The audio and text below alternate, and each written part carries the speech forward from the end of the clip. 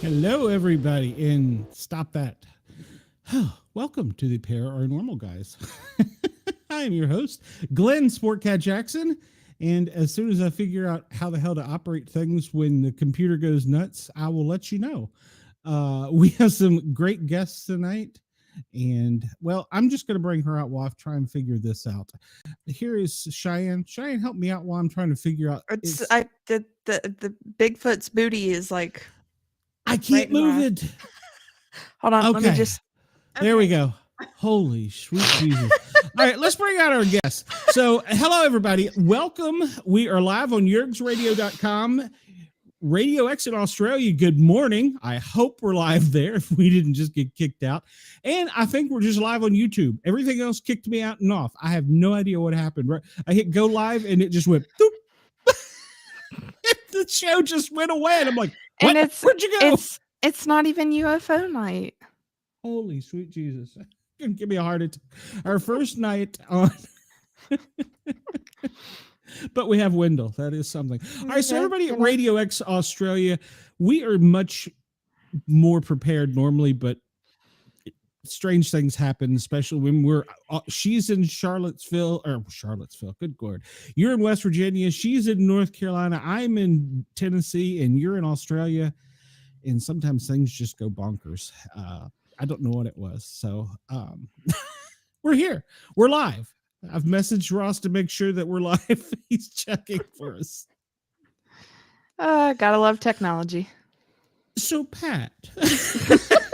Yes. We are so happy to have you here, Pat. We are. Well, thank you for having me.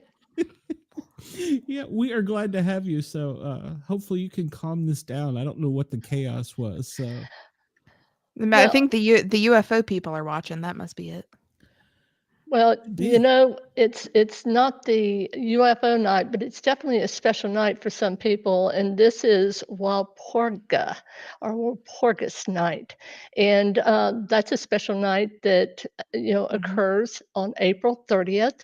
And it's really interesting because it's also called Night of the Witches, but it has a very storied background. There was a nun and her name was Walpurgis or Walpurga. And she really was saintly. I mean, if you read about this woman, she truly was a woman of faith. And she rose from a nun to becoming an abbot or abbotess, as they called them. And she ran a nunnery, if you will, or a place where nuns would go and live their lives in service to God. And she was famous for healing, which is really interesting because some of the people that were actually either hung or burnt at the stake were because they were natural herbalists. They would go out into the woods and they would bring back herbs and things like that in order to heal people. But if you did it, in the service of the church, then it was okay. Literally, she was doing the same thing that others did, and they were punished because of it, and which is really kind of a sad thing. But after she died, it's really interesting. After she died, she was known not only for being an herbalist and healing the people in her community, but also for stamping out witchcraft or witches in her community. I know.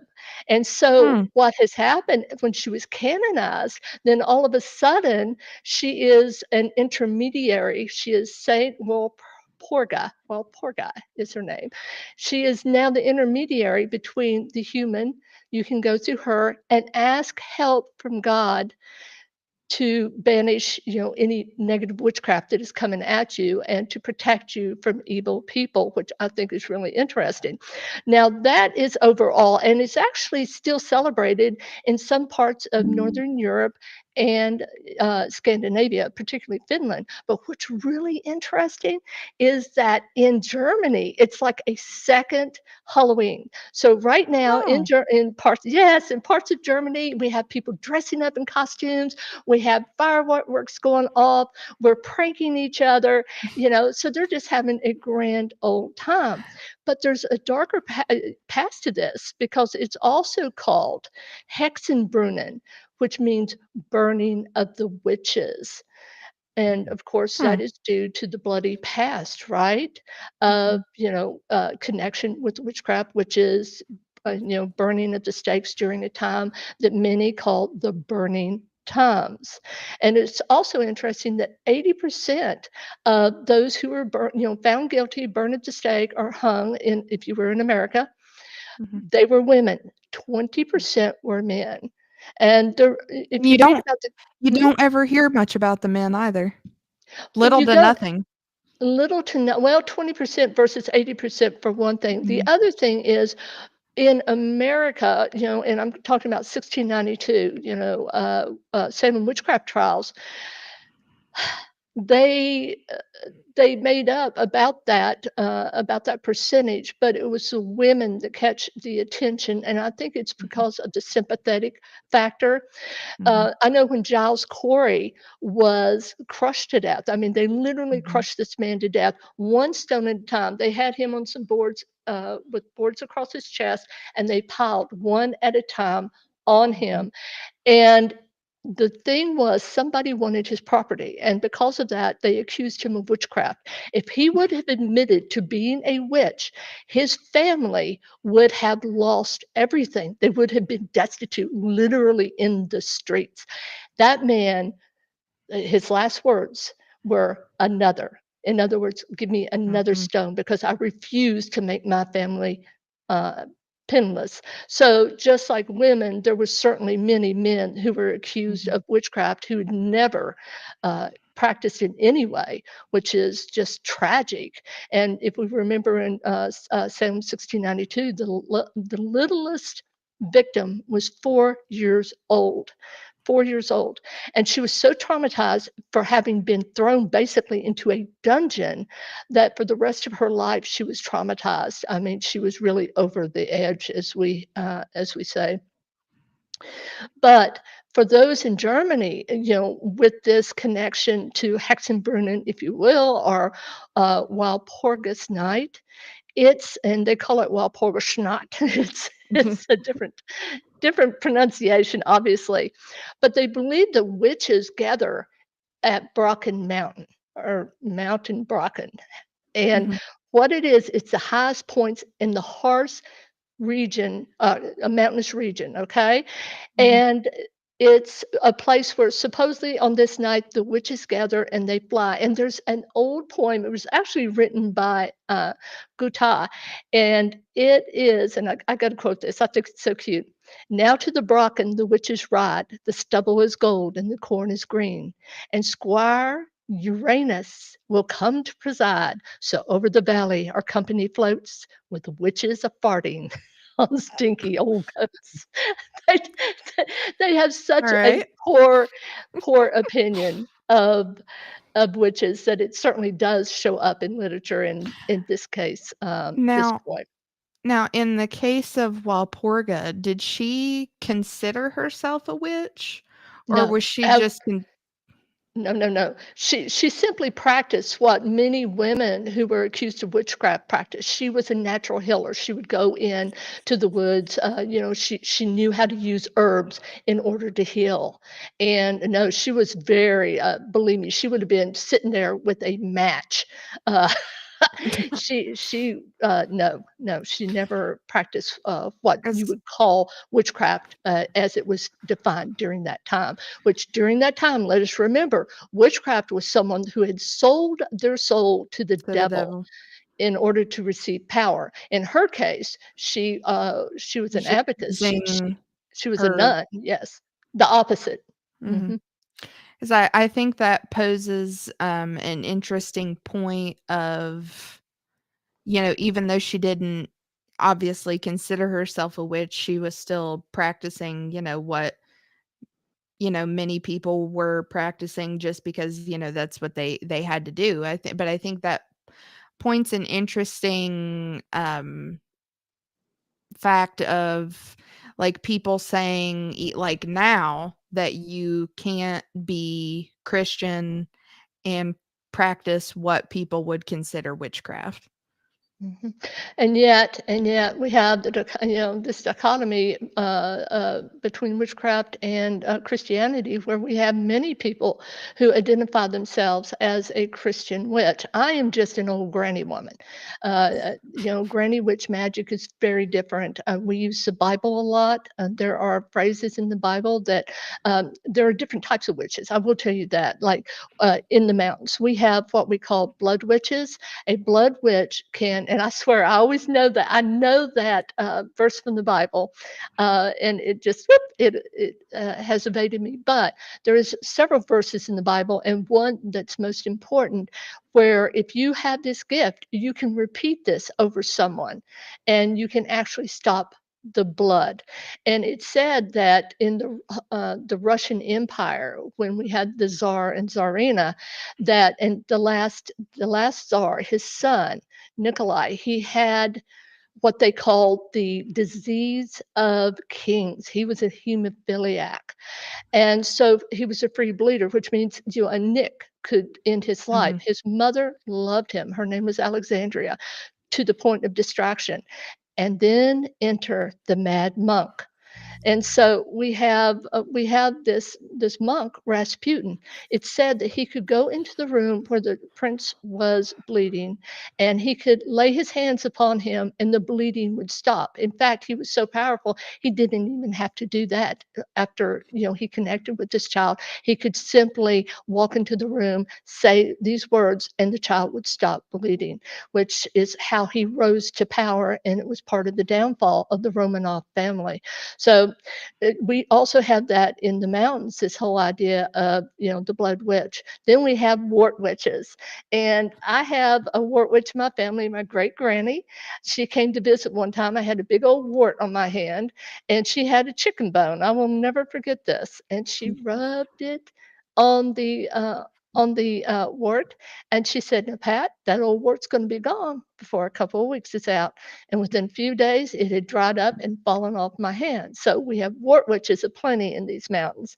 And then we have what we call, fire talkers. My mother was a fire talker. A fire talker is someone that can help, if you will, take away burns. And I will never forget my little sister. She was about 7 years old, and she was over next to the stove, and she grabbed a big old pot, and it had boiling water and hot dogs in it. She meant to move it, but it fell right down on her because it was close to the edge. And I will never forget her scream. And I came running into the kitchen, and my mother actually took her dress and ripped it right down the middle. That's how much strength you have as a distraught mother. And Mhm. when she brought that off, I'll never forget, I saw patches of my sister's skin go with it, because back in the day it wasn't cotton. It was that stuff that burnt real easy. And Mhm. that's what happened. And I'll never forget, she leaned down and she started saying something, and she breathed in and she breathed out. And my sister does not have one scar from that incident, not one scar. And that's what Wow. they do. It's not that they can alleviate the pain from it as much as they can alleviate the harm from it, which is fascinating. And the fourth most common, if you will, witch in these mountains, the Appalachian Mountains, is what we call storm splitters. A storm splitter was usually an old, I'm not going to say always, but usually an old farmer, and he was trying to get his crops down so that they'd grow, and the storm's coming in. He's just planted, so he doesn't want to lose the seeds, right? With a Mhm. terrible storm. So a storm splitter could go out, and he could do this and focus on that storm and actually split the storm so that the storm would go on both sides of his farm and not touch his farm. So we're known for that kind of witch too. But you can see what I'm calling a witch is just really like people in what is it, Xavier's Academy for Mutants. I mean, Yep. they just have Yep. a special gift, right? Mhm. So Wow.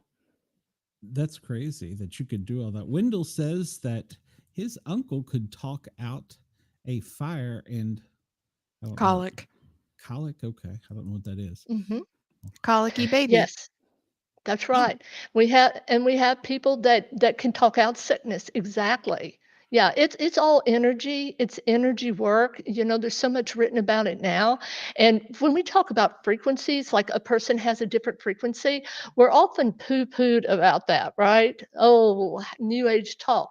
And Mhm. yet people who study the human brain have found out through much scientific research that when the brain is in something we call the gamma state, which is a high state, that is when they are having out of worldly connection to divine force in many cases, right? Or to ETs or whatever that may be.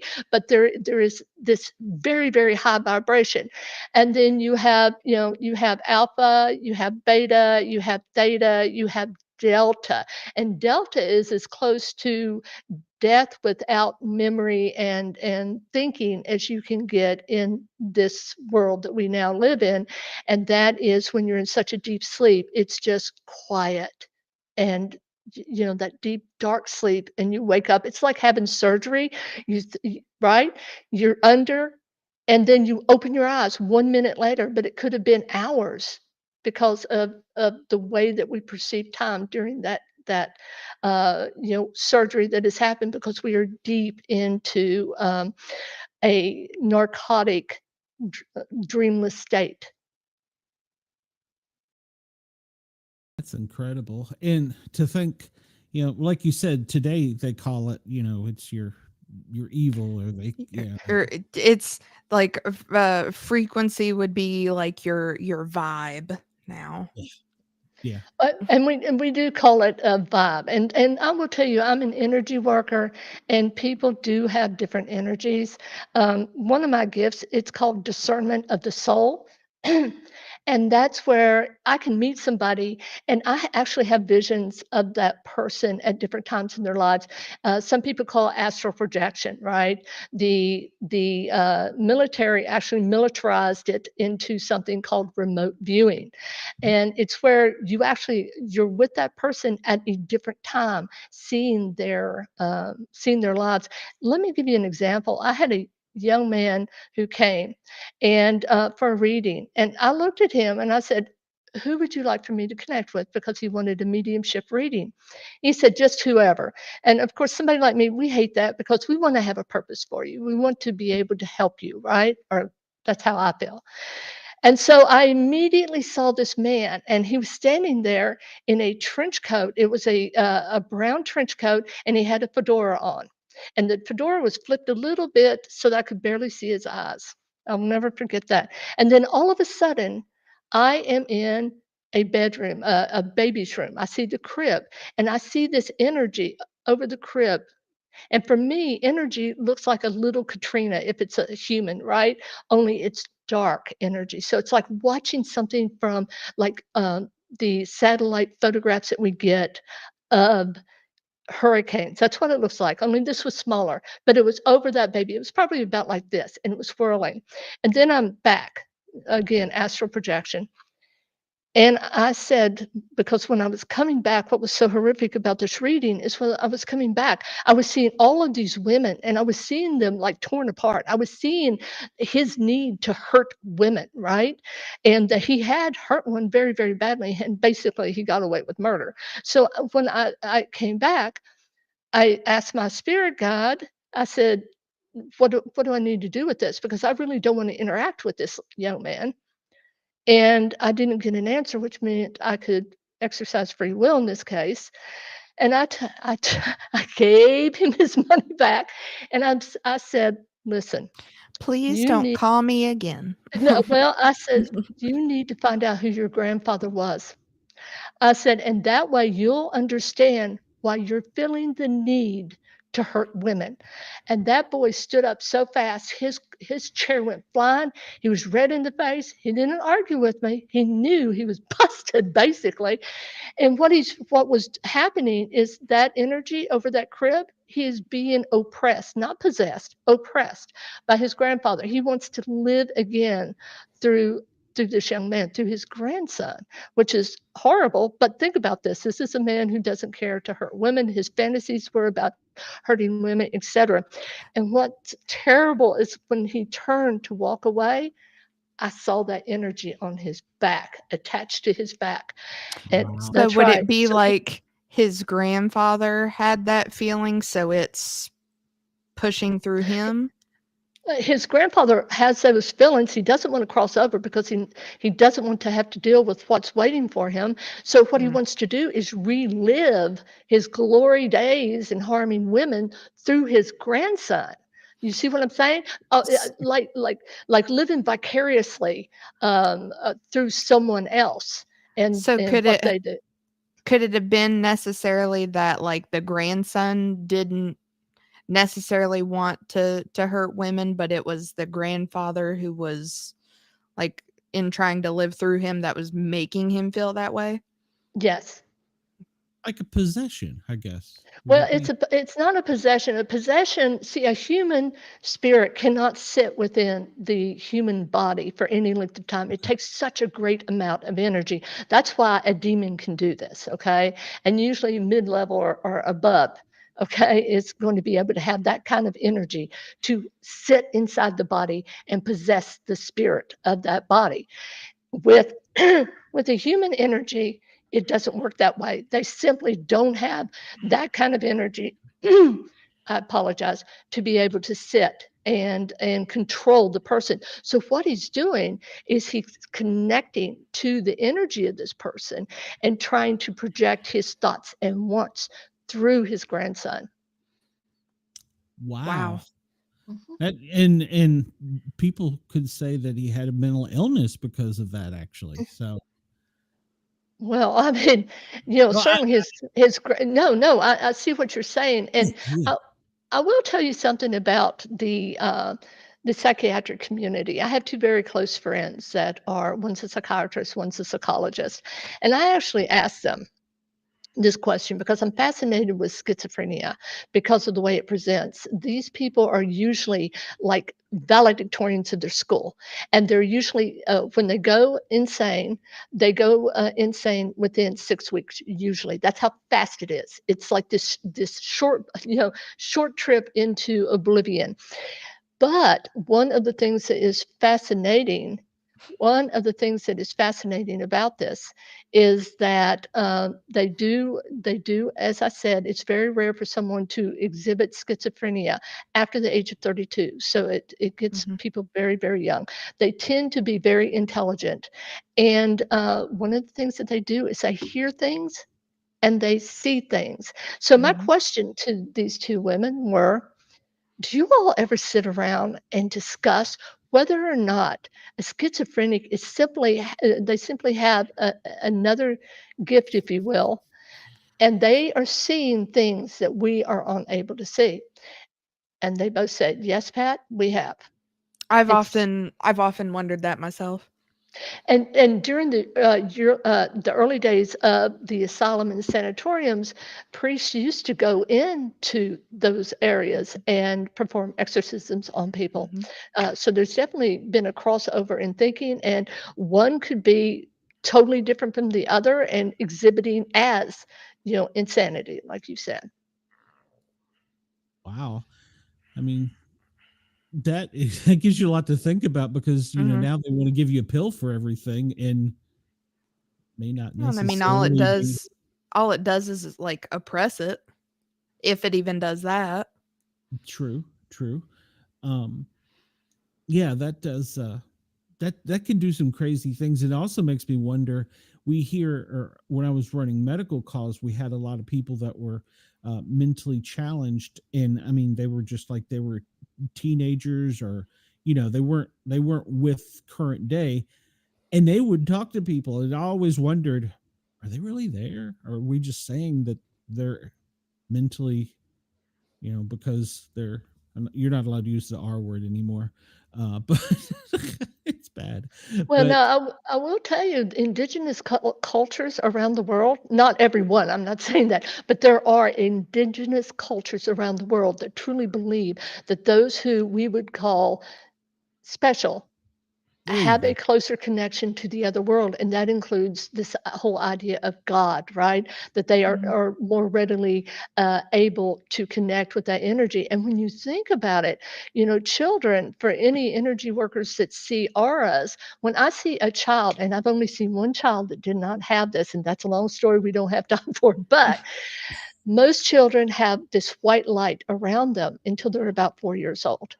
And think about it, at 4 years old is when you begin to be able to understand the difference between right and wrong. And then it begins to dwindle pretty quickly. And if you're interested in past lives, like when you start reading about children who record past lives. By the way, the Virginia, I'm sorry, yes, Virginia University is. University of Virginia has it's called the Department of Perceptual Studies, and they actually study this, and they're doing a massive study right now on children and past lives and their past lives. And it's really interesting because they start to forget their past lives about the age of 4. When we start retaining our current memories, they begin to lose the memories of, say, the past life or the life that they had lived before. It makes sense a lot too with people who are special needs, because a large portion of the time, they might be 40, but they still have the mindset of like a 10-year-old. So it would make sense to, for different cultures to believe that they are on that closer plane as a lot of the time that, children are. So that makes a lot of sense. And I will tell you that when I say they really do walk with God, when I am, children and special people, I will tell you, because they are the lambs when you think about it. But when I do mediumship, one of the things that I do for free, if I take a case, is a missing persons case. I always do that gratis. That is my way of giving back. I have never connected with a child who felt the last moments of their death. It's like God takes that energy and it's right above. It's still connected to the silver cord. It's still connected to the body, but the pain isn't there. And for a human, like I feel shadow death all the time, like with a male or a female, say a man's having a heart attack, and I will feel that in my chest. It's called shadow death. And that way I know how they passed, and I can relay that because that's often very important for someone who's sitting, because they do want to know, did my loved one feel pain? Was it a long death, et cetera, et cetera. So I often get that. But with children, in the last minutes when it's very painful, it's like that. Nothing. Yeah, it's like they're waiting, right? They're waiting to pass. Wow. Mhm. Interesting. That's crazy. Chris asks, does Pat believe that gift is along the same lines of people near death who see things we can't see, and visions are often confirmed by these people's pets at the same time? All right, I think there's two things in there. I'm going to mention near-death experiences. I had a near-death experience when I was 13. I've always had like mediumship type experiences, right? But after that experience, I drowned. I literally drowned. I was at the bottom of the pool. They had no idea how long I was down there, but I was down there long enough to be floating in what I would call like the great void. Right? I'm just floating. And all of a sudden, I see in the distance, it's like blackness, but all of a sudden it starts to open, right? With the most beautiful light. And I start hearing my great granny's voice. And so I'm comforted. I start floating towards this, and all of a sudden, I don't hear anything else. I'm just back in my body. So those who have approached death, often have a closer relationship to it. It's like that energy has found us and we have found it for the other side. And so it makes it easier to do this type of work. And yes, I sincerely believe that those who are crossing over, it's the same type of energy as someone who does this type of work, because we're both connecting to the other side. Like I often see someone who passes and you know how they passed, and I'm talking about the whole thing. I'll see their granny, I'll identify people and I can see them, and they're always in a doorway, and that doorway is shown in a multitude of ways, because this is energy. It can transmutate, if you will, into anything, from a golden glow to an actual door. But on the other side, they're always on the other side. Someone is always holding that door, the one that was the closest to the person. And then, you know, the ancestors are gathered to bring this soul across. And God sends the angel of death, of course, and the angel of death is Azrael. Is you know, we always think of Gabriel because he will blow the horn at the end time, but Azrael is the angel of death, and he's often depicted, you know, as skeletal, and he's got the hood and he's got the scythe, and we're so terrified of it. But the scythe he uses to cut that cord, right? To cut that silver cord. And what he does is protect you, your spirit, your soul, until you are within, you know, a cross into the You've connection crossed the again. threshold. Yes, yes. And that's what happens. We are protected, because otherwise, think about it. How many people don't understand what they're supposed to look for? You know, go towards the light. I mean, some people would just float off. They're having fun or something. Yeah, this is protected. Now, I will tell you, we have choices. It talks about it all through the Bible, free will. And so you have a choice whether to cross or not. Most people accept that protection, and they do cross. Oh, and animals. Yes, yes. I sincerely believe in animals. Anybody who has been at the bed of someone who's dying and that dying person had a pet, I promise you, watch that animal. They will tell you when the time is nigh. And in fact, they will tell you several months before you start watching that animal. My mother had a cat. We called her Mama Cat. And when my mother, this is about 3 months before she passed, she would be walking past my mom and she'd stop in mid paw up and she'd start staring above my mother's head. And that's how I knew that I had a limited amount of time with my mother. And it was a blessing to me. But yes, pets of all ilk. You know, animals, again, they're innocence. They are there's no right or wrong that they live by. There's instinct, and I just feel God's presence with many animals. Yeah, a They're lot of they're love. they're so much they're so much smarter and so much more intuitive than we give them credit for. Yes. Because like like my rabbit is the biggest little a-hole out there, and she's huge.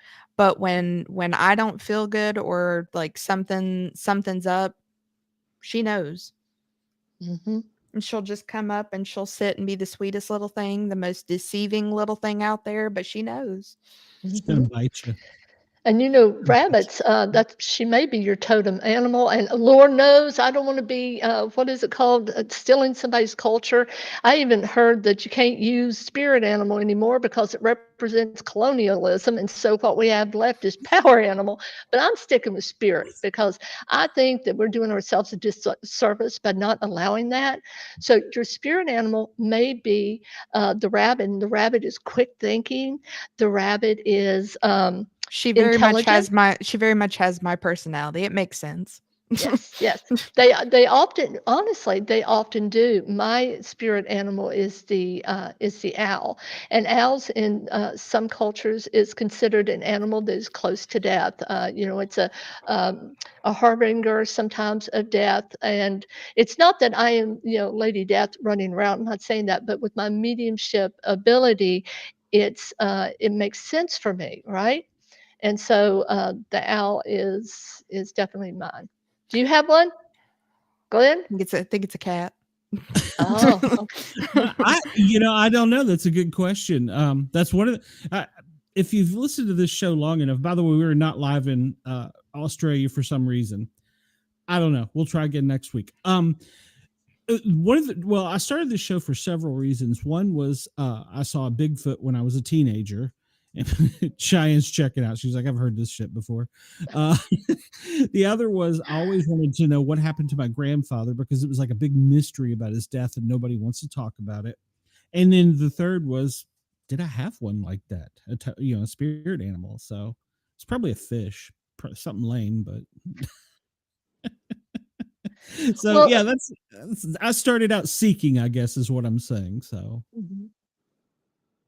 well, just notice animals that you're drawn to or that you see quite a bit. If it's and even in your dream state, I got to tell you a funny story.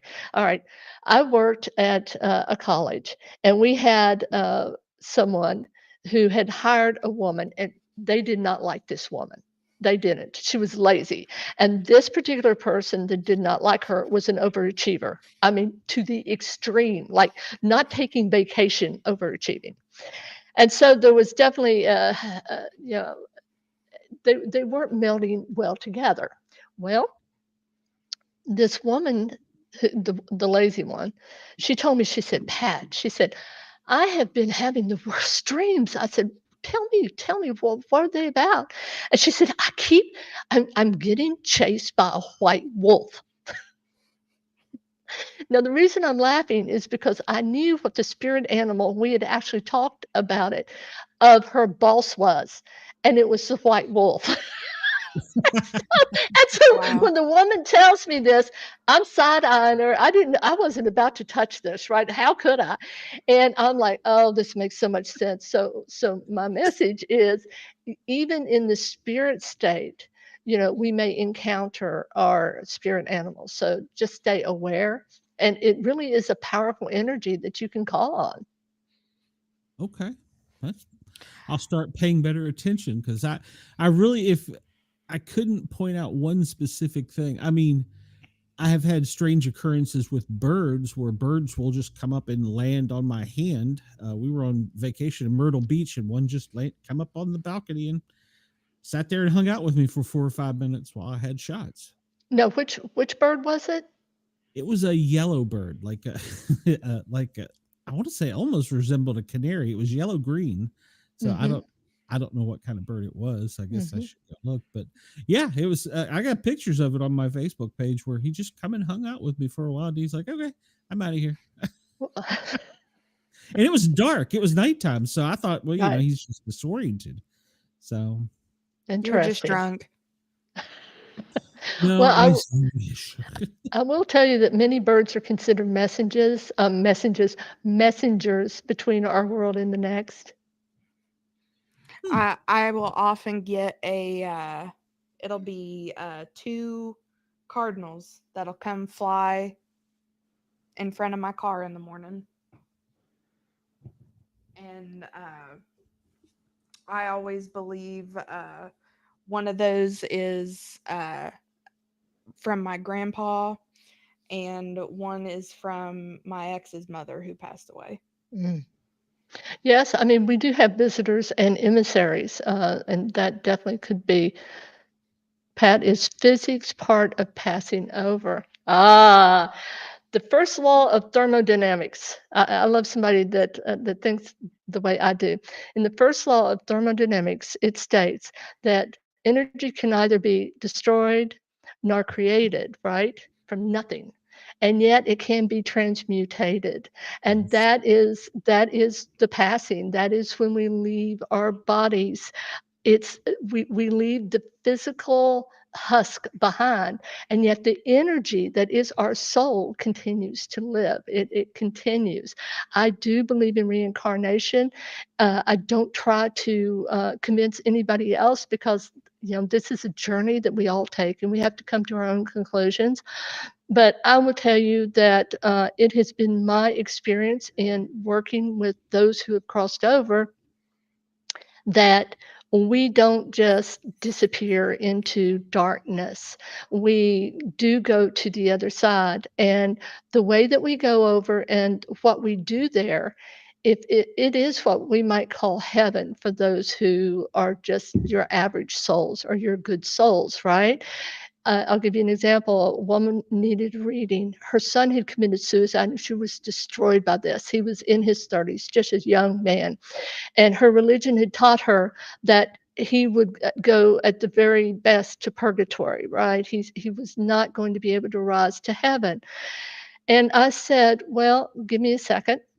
And I know this sounds unusual, but if spirits can come to us, if you're an astral projector, you can go into the spirit realm. And I went into the spirit realm, and all of a sudden, I hear water, and I look to the right, and I see this young man with dark hair, and he's got his fishing pole, he's got his jeans on, and he's fishing.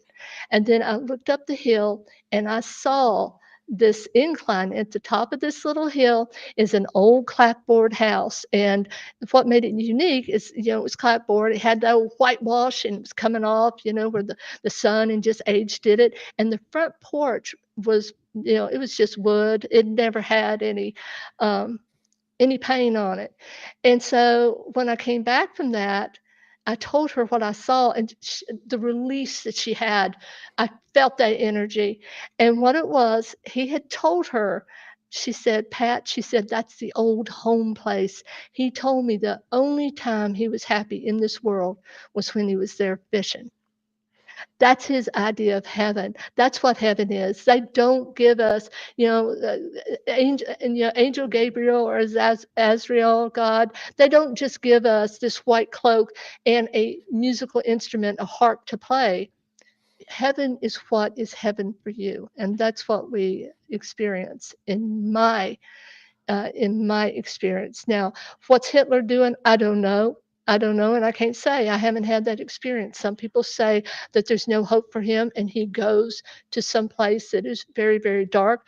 But I say to that God loves us so much that maybe there's hope even for him, because in every lifetime when we cross over, we have to work on ourselves. We have to make ourselves better. And if we don't, then somebody's going to hear a message like I did about someone once that said they have chosen not to change in this lifetime. And that's what we don't want to do. As we change, as we learn, that vibrational level does go up. And as we go up, so to speak vibrationally, the closer to God we get. Well, and in obviously, you're dead and you're faced with that, that would give someone even of his reputation a lot of reason to change potentially. Well, Wendell just asked. He said, "What do the M's in my hands mean?" It's actually W's, and it's the sign for a natural born witch. You're just born with certain talents, and that's what it means, Wendell. And going back to Hitler, I think it was the Pope that said this, and I was shocked about it.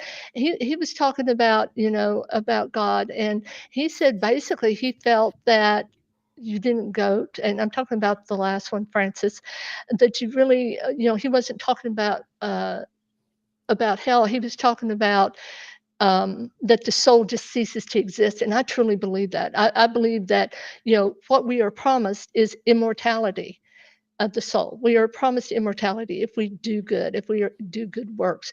So why would we receive immortality by sitting in a lake of fire? It doesn't make sense, does it? We're promised immortality if we do good works. So does that mean that the soul simply disappears? I don't know. That to me is truly frightening, to go into blackness, to cease to exist. Yeah. Well, let me ask you this. You said Hitler, and I know that I guess if you wanted to connect or reach or whatever, how do you there's so many people. How do you find a person like my grandfather or somebody's grandfather or uncle, or how do you need a name? Do you need something? does it Well, work? you're the person that brings this here, okay? You're the person bringing grandpa or your uncle or whoever you want. That's why when I say, "Who do you want to speak with?" and you say, "Oh, just anybody," then what I do is I focus on you and I see the energy around you, the ancestral energy, and then I'll bring the strongest one across, right? The one that wants to talk the most is who I will speak with. But if you say, "I want my granny with me," you've reached out to Granny energetically. You've done all the work. I'm just a messenger. I just tune in, if you will, and give you the message that Granny gives. Interesting. Interesting. Okay. Well, we need to talk sometime. Obviously, Alrighty. you know my question. Uh, so, and can you see like an aura around people? Is that something you physically see? Uh, yes, I can see auras. It's something, I focus because that's what you do is I've learned to put this bubble around me because if I don't, I'm on 24/7 and it can wear you out, right? I mean, I was sitting there at my dentist's office and I looked at my dental assistant and I said, do you have an uncle with dark hair that's passing? And she said, "No, I don't have anybody like that." And she went, "Oh, wait a minute." She said, "My uncle is in the hospital with stage 4 kidney cancer." And I looked at her and I said, "Well, you need to call the hospital." I said, "He's passing." And the reason I knew he was right at the door waving at us, right? Waving at her. And so she runs out. Now, think of the impact I just had on this woman's life. She's run out and she's on the phone. I hear her down the hallway. I hear her scream. And then she never takes me again. I never see this particular one again, a dental assistant. So when you see these shows where everybody's happy and woohoo, it doesn't work that way. It really doesn't. This is personal. This is in the heart, man. You are ripping somebody's heart apart. And I'm going to give you another example. I told, do y'all remember Rosemary Ellen Guiley? She wrote 75 books on all aspects of the occult, paranormal. Um, she was just amazing. She wrote the foreword to my first book. But anyway, what was fascinating about her is I told her, and she got mad at me, and I kind of understood. She told me, Pat, and I did not know she had had a diagnosis at this time.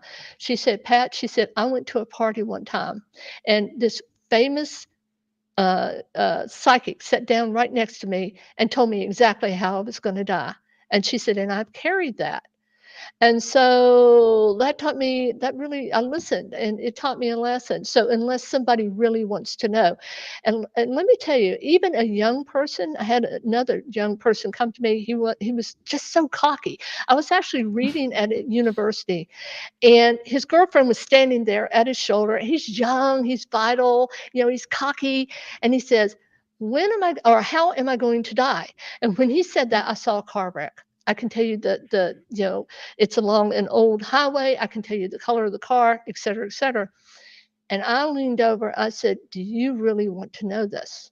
Do you really want to know how you're going to die? Because that is the burden that you will carry from here on."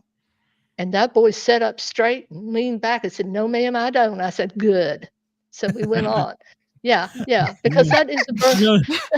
We Just don't like need that. that. Good. Well, and I will tell you, unless God has a purpose, now you'll never know the time or date. I have had that information, but it's only because somebody truly needed to know that and was able to accept that. Yeah, I think that would be scary information to have. That Well, and something then I you're would- gonna like he was probably what, like in his 20s? He was about 19. It was at a university. He was real Yeah, young. I mean, you're gonna go around paranoid Hmm. after that. Hmm. yeah, Yeah. that could create all kinds of Oh, problems. I Mhm. wouldn't have told him. Even if he would have said, "Yeah, I want to know," I wouldn't have told him because of the No, burden you're stupid. Not telling you. yeah, you're young. You don't need this. You're going to die at 90 in a nursing home. Suck it up, Buttercup. So, like the rest of us, by God. So, Exactly. Sucking on a Jello cup. Good luck. yeah. Mhm. Mhm. Oh, mercy. Yeah, that would be one question I don't think I would ever ask. Mm-mm. now. Well, well, never ask somebody that you think is legitimate for sure. And the only, well, I'm gonna give you another example. Oh Lord, okay, this man, he comes and he sits down and he's sweating bullets. I don't know why, but he is, and he says, Pat, he says, I'm afraid I'm going to lose my job. I'm so terrified I'm going to lose my job. My spirit God said he will die within 6 months. And so I looked at him and I said, it's okay. You're not going to lose that job. I don't think you need to worry about that, sweetheart. Yeah, that's exactly what I said. And here's the thing. I said nothing to my daughter, and she's very talented. And he left, and she looked at me and she said, Mom, that man's going to die. I said, I know, honey, he is.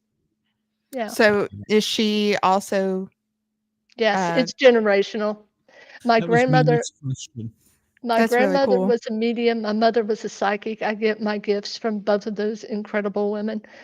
Did it go further past your, Well, further down your family? I'm going to tell you something. If somebody tells you I'm a ninth generation witch just because their granny got hung in Salem, most of those women and men were innocent. They were innocent. If you actually go out to the University of Virginia, they have the whatever they call them, the transcripts on file. You can read these, and they're so sad to see the education, lack of education of these women. Right? They were just scapegoats for all of the ills of the village that they heaped upon these women and men. But what was your question? I have ADHD.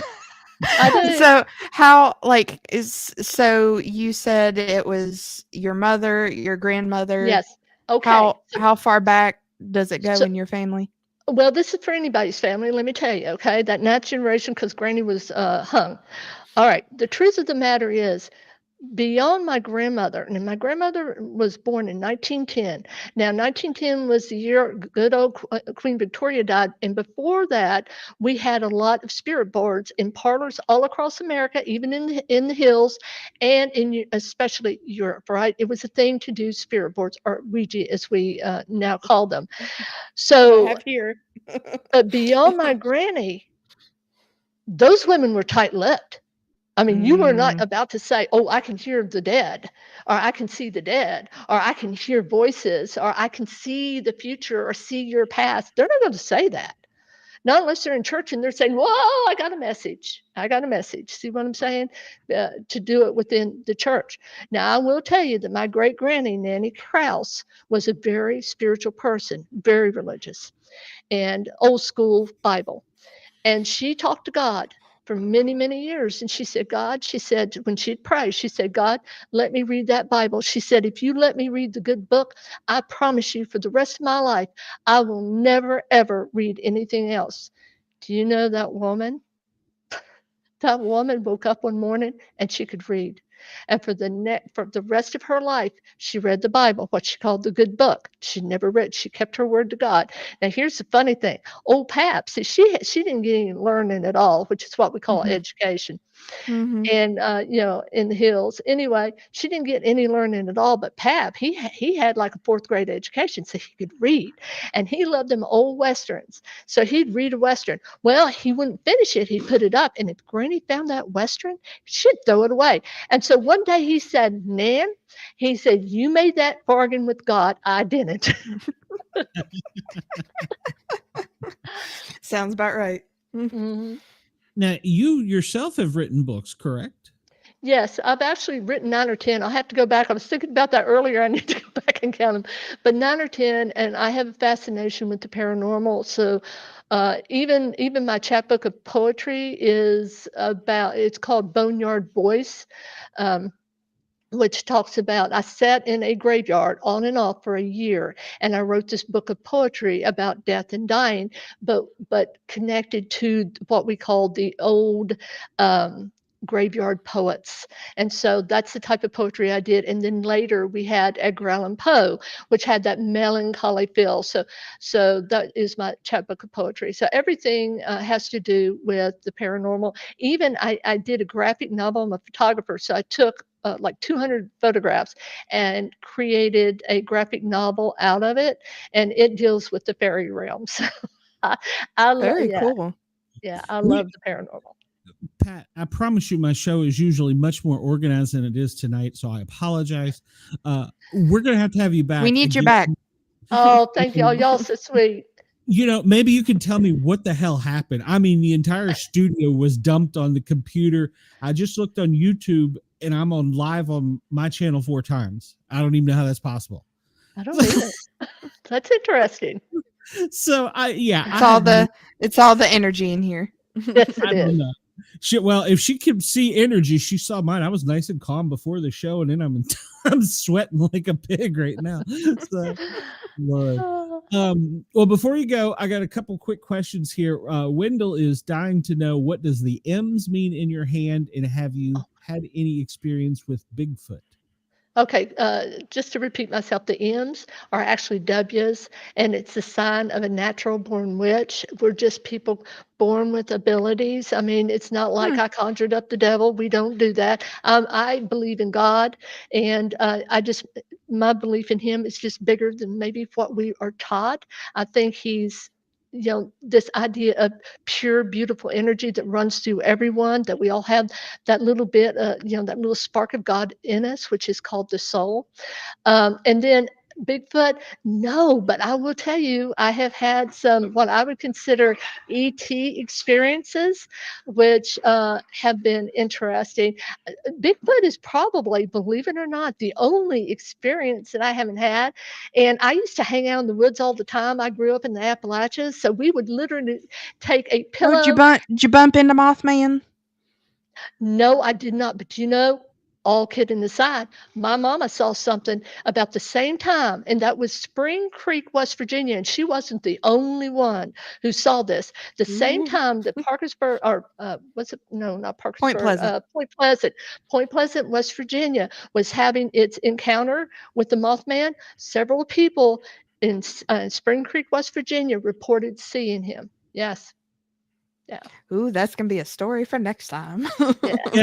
Yes, we're just gonna book you for like 2 hours. So. Oh, thank you. And Wendell's Glenn, did you see any M's for you or W's? Mine when she said that, and I'm kind of concerned now because I kid you not, it looks like it says AI. So yep. I don't. Maybe I'm a robot. I think mine says AI. So. I don't know what that means. And Wendell wants to know, before you go, how do you find your spirit animal? All right, Wendell, I'm going to tell you, the first step is just being open to finding the animal, right? It's like being like so many people are not spiritual. They may be religious and they may go to Sunday school and church on Sunday, but then they forget all about the spirit, right? All week long. It's kind of like that. You stay open to the possibility, open to the spirit, for that connection to happen, because if you are closed down, you're not going to experience that. So becoming open, aware, look around you. Like my granny had no idea that the butterfly was her spirit animal, and yet all over her house, on her tea towels, she had butterflies. She had butterfly canisters. In her bathroom, she had butterfly towels, right? She had no idea, but I did. And do you know, when we came down off that mountain from burying her, and by the way, we had to go straight up a mountain. In order to do that, we had to go straight up a mountain because you have to have GPS coordinates to get to our graveyard. And so when I was coming down off that mountain, I mean, thousands of monarch butterflies lifted up. And I mean, I knew I was going to see butterflies, but I had no idea I would see so many. So become aware, and you may have already connected and not even realized it. And I'll give you, I go think ahead. Wendell's spirit animal is probably just Bigfoot. Well, Wendell, I would say that, except maybe Bigfoot, I don't know because I'm not an expert in that area, but maybe Bigfoot, I've always thought that they were smarter than most animals. You know, dogs are considered pretty smart and they have the IQ, if you will, of a 2 to 3-year-old. A 3-year-old's pretty smart, right? I always thought Bigfoot was probably a lot smarter because he never seems to get caught. And yet I truly believe in him because I know people who have had legitimate experiences and I trust and respect those people. So sometimes we just have to go with the reports and who's making those reports. And I always say that all we have is our reputation. So Right. Wendell, I hope that helps. Also, and I hate to do this because I know it's new age, but meditate. So do meditation, you know, and try to focus on that. I'm going to tell you how I found mine real quick because I know we got to go. But I had been asked, there was this really evil person, and she was, you know, kind of an evil energy, throwing evil energy at someone else. And so I was asked to check on her, you know, to go in and just check to see if, you know, she was at home. And it was a legitimate thing. It's not like she was going to run and kill her or anything. She just wanted to know if she was still where she was at home. And so when I asked for projected, I heard something and I turned around and there was this owl there. And I thought at first it was a barn owl because I'm not an owl expert. And then I realized it's a horned owl, you know, one of those little horns on it. But the thing about their eyes is that they're incredibly golden. And I'll never forget the eyes. And he got in front of me. And as I was flying in, if you will, he was right in front of me. And when I came back, I described that house to a T, including the fact that the door was in a really weird position to the right. It wasn't in what you would consider a normal position on this type of a house. And then the door to the bedroom had two pieces to it, like one of those old barn doors that you open the top to. So I even said which side of the bed that she was sleeping on. So, you know, but I had protection because this woman obviously was pretty powerful. So that's when I met face to face my own totem animal or my own spirit animal. Well, now let me tell you something about Wendell real quick. Most people think that meditating is when you empty your brain and go, oh, that's not that's one type of meditation. Another type of meditation I want you to do and see if this works for you. Think of the top of your head because this is how God's energy touches us, God's energy and also spirit energy, okay? It's through the top of the head. That's why sometimes you'll feel like a tickle in your hair. That's like sometimes spirit trying to connect with you. So imagine that opening and imagine you connecting to, you know, to the divine universe and ask for a vision or a sign of what your spirit animal is. Because when we make those connections and we ask humbly of the universe, I promise you, we are answered. Awesome. Okay. Well, yes, we will get you rescheduled again and again and again. So Pat, we have so much more to talk about. Yeah. Well, like I said, I'm gonna message you my question, but you probably already know it. I will put in the show notes once I rebuild and decide which YouTube it's actually playing, how to get in touch with you and where to get your stuff. So I will take care of you there. But I do appreciate your time. And once again, I apologize for the chaos. I have no idea what the hell happened. I really don't. It's the energy. Okay. Well, thank you. And thank you for everything. It was such a pleasure. Wendell, thank you for all of your questions. And for whoever else has listened tonight, thank you. All right. Thank you, Pat. We'll see you soon. Thank you. Thanks again. Thank you, Gary. Thank you, Shay. All right. Bye. Wow. That was great. Yeah. So we're running a few minutes behind, obviously, because of the technical difficulties. We're live on Yerg's Radio, Right Talk Radio, and Rainbow Radio, and somewhere on YouTube. So we do know that because we have people in the chat. So let's every Wednesday night we always have two guests, and I have been trying to get this guest for a little bit. She is Well, she hunts Bigfoot. Well, she's not hunt. That's not the right word. She's a Bigfoot researcher, but she's from Australia. Let me bring her out here, and she can tell us all about it. Hello, Sarah. Welcome to the show. I'm sorry we are running a few minutes behind because something happened in the studio. Totally lost its mind.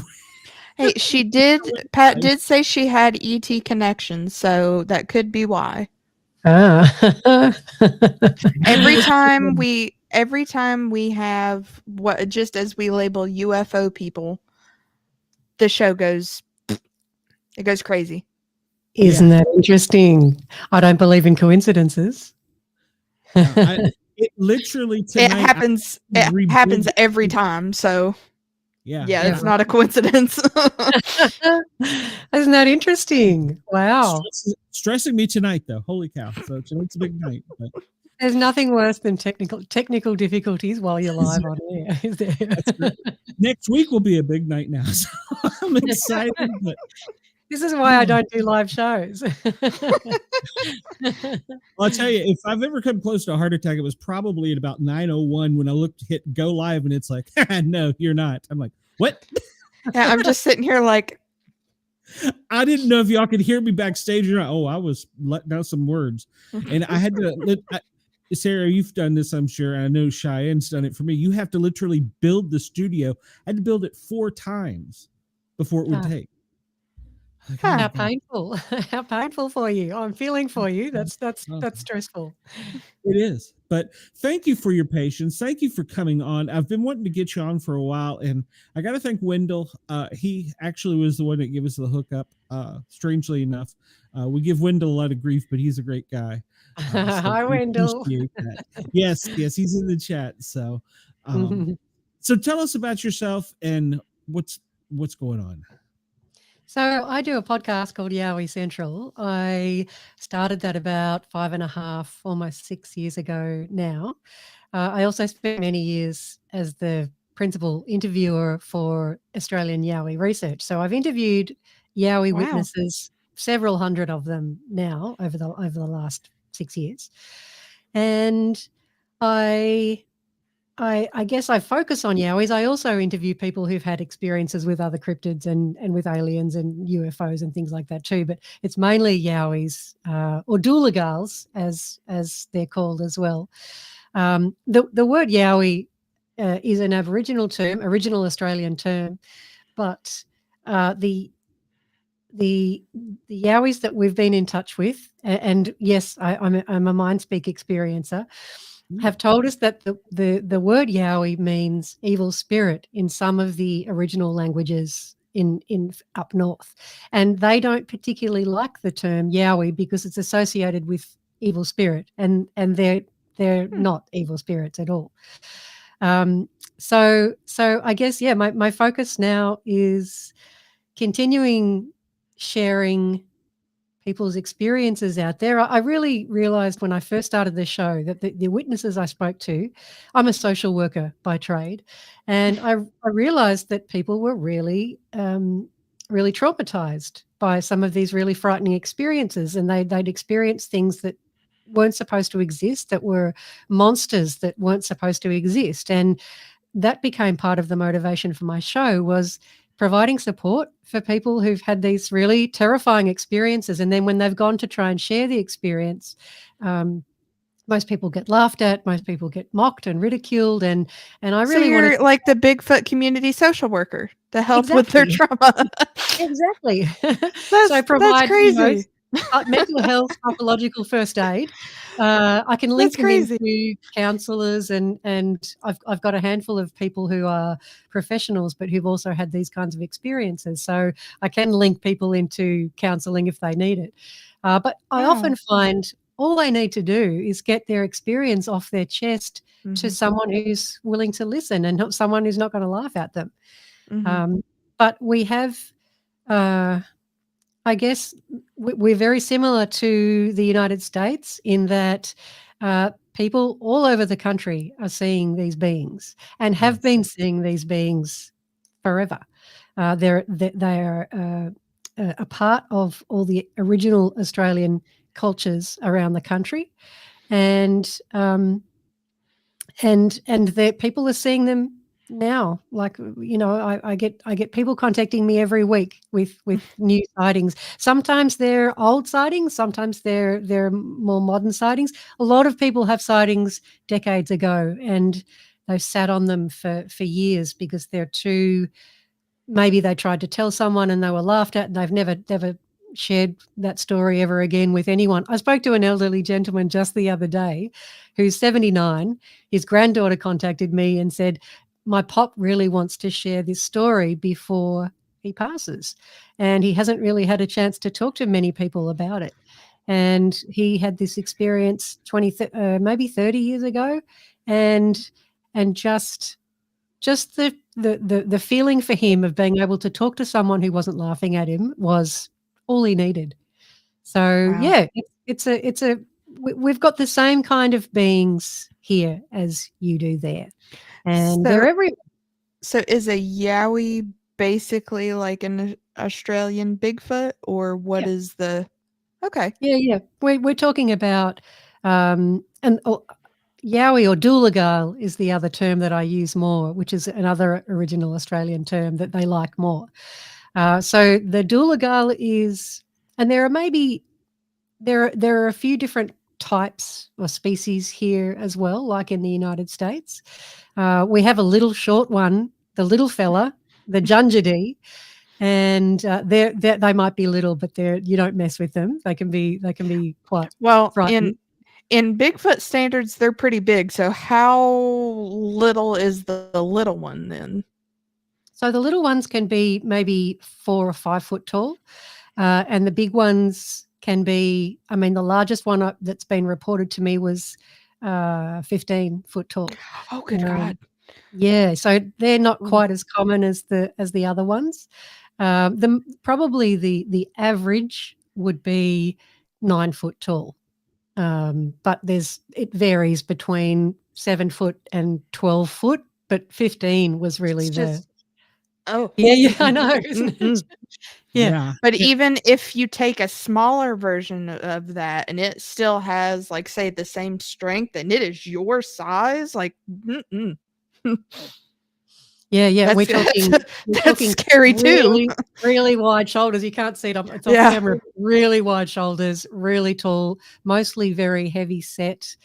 You do get some reports of beings that are leaner and more athletic looking, and then you get the really big, chunky, very heavy set beings as well. Yeah. So it's quite similar. They're quite similar to the beings that you've got in the US. And just like in the US, people here experience mind speak and experience waves of emotion that these beings seem to be able to emit and that affect us. And that emotion could be dread and terror and fear, or it can be calm, or it can be a feeling of safety, or it can be a feeling of love. And I've experienced that myself. And it's like you get hit with a wave of energy and a wave of emotion, and it's like a full body rush of energy. And I've experienced it quite a few times now. And I mean, once I was there's one particular Yowie who was the first one to reach out to me 2.5 years ago now. And his nickname is Donnie. I call him Donnie Doolagal. And he's got a real name, but I don't share that publicly. And he was sitting with me and another friend of mine who's very psychic and has this incredible ability to communicate with them. I'm not quite as advanced or practiced at it yet. And we were sitting together, and my Yowie turned up in astral form. He wasn't there in I couldn't see him, but he was there. I could feel him there, and I could see him in my third eye. And I was telling him how much I appreciated, how much I loved his presence in my life, and how much it's brought me, and how grateful I was. And I suddenly got this boom, like rush through my whole body that made me choke up and start crying almost, because it was like, and it was amazing, and the most amazing feeling. And it just was overwhelming love. I can't explain it any other way. So is this what they are like wanting you to feel that they feel? Yeah, he was sending me his love. Another story I have, a friend of mine a few months ago saw, she was driving her car and it was daylight, and it in a country bush area up in the mountains, and comes around a bend, and there's this huge 12-foot auburn-coloured hairy being crossing the road in front of her. He stops in the middle of the road and turns to look at her, and she had her dog in the car who was going crazy, like really frightened. And this being opened its mouth. She didn't hear any sound, but it opened its mouth, and all of a sudden she just felt like this wave, and the dog stopped carrying on as well. They both just went, oh. And yeah, it's okay. You're okay. I'm not going to hurt you. You're safe. Everything is fine. Yeah. Another this wonderful story that I was told last year. This particular man was at the time, a young man, a 20-something, and he was an electricity linesman, and it was in a mountain area. A storm had blown the power out, and so he was out fixing the power lines, and he was up on an electricity structure and saw 3 beings making their way across the mountain ridges. They were like two ridges away initially, and they actually ended up on the same ridge that he was on. One of them was huge. He estimated about 12 foot tall. The other one, and black. And he said the hair had a sheen like a crow, like, you know, that slightly iridescent like sheen. It gets that bluish greeny. Yeah. Big, muscular, but a detail that I found really funny, he said it was huge, but he had a bit of a dad bod, like he had a bit of a belly, which I thought was really funny. And then there was a female with him who was shorter than the male, and then there was another one who was shorter than the two, who looked the same as the male, but smaller. A little female. And the female he could see as they got closer, he noticed that she had breasts, that she was not quite as V-shaped as the other two. She was a bit stockier and straighter, obviously still strong, but clearly male and female. And wow, he's freaking out at that stage. He didn't know. I mean, he'd have vaguely heard of Yowies, but didn't know what they were. And thought, and they didn't see him initially. As they got closer, up on the same ridge, they got as close as about 20 meters away. And the big one, the dad, starts putting his head up and sniffing around, looking around, and he thought, right, they can smell me. They can, yeah. And so they went down. They went off that mountain ridge, and he sort of lost sight of them. So he quickly came down the structure and thought, right, I'm going to get out of here. And he turns around, and there in his eyesight on the other ridge was the male, and it was staring right at him. And he initially was like, and he was terrified. But then all of a sudden he was hit with a wave of calm and safety. And he said, it wasn't me. It wasn't coming from me. It was coming from them. And he said, I can't explain it. I don't know how it works, but this is what happened.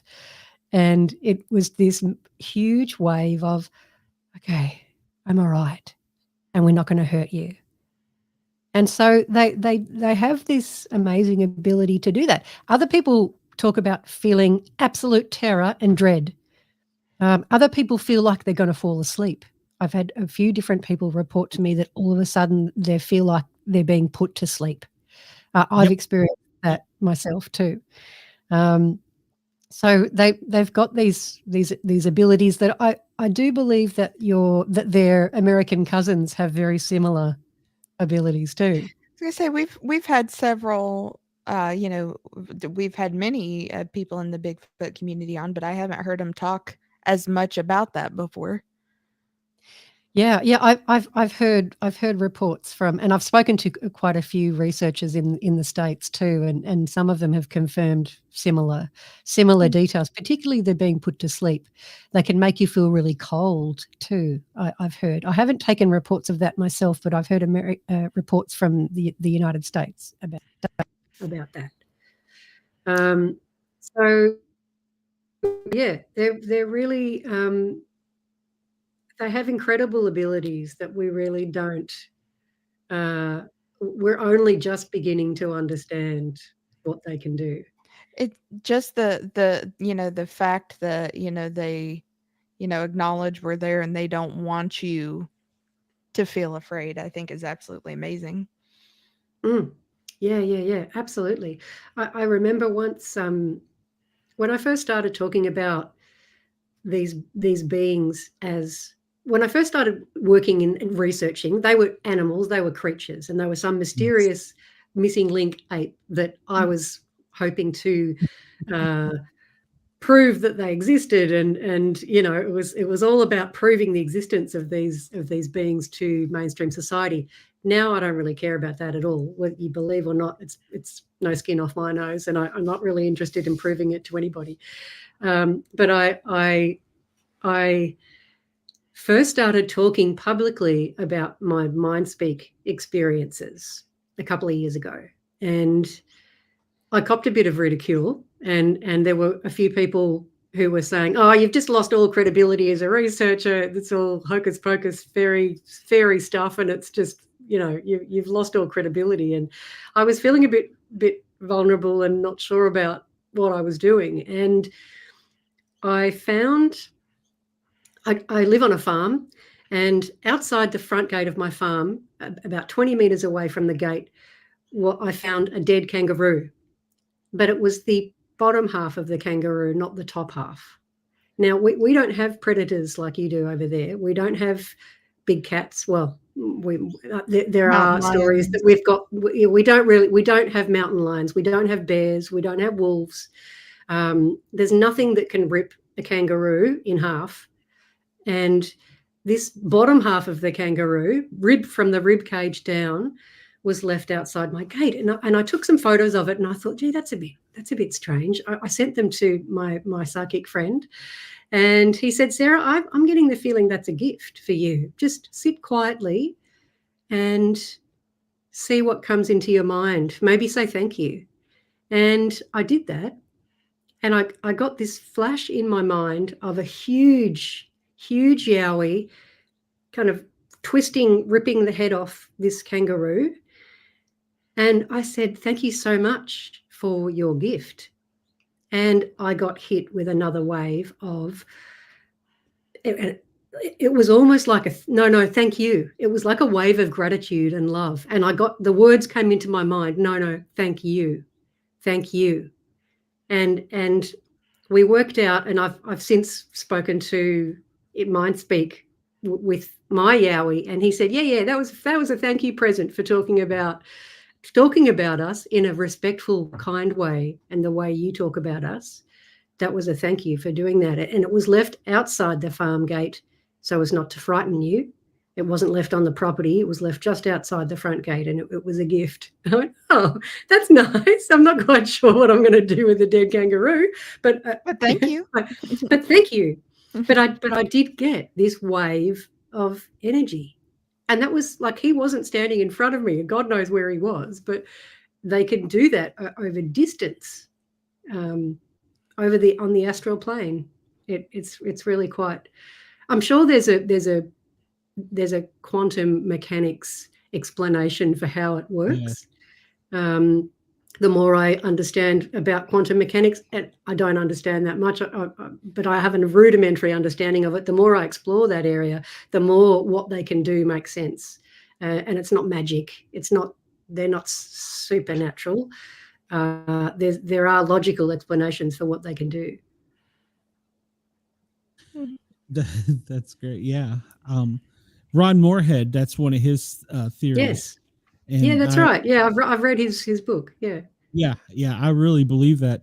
And we had in our research team a researcher that he started his career in researching as a police officer, and he had many encounters.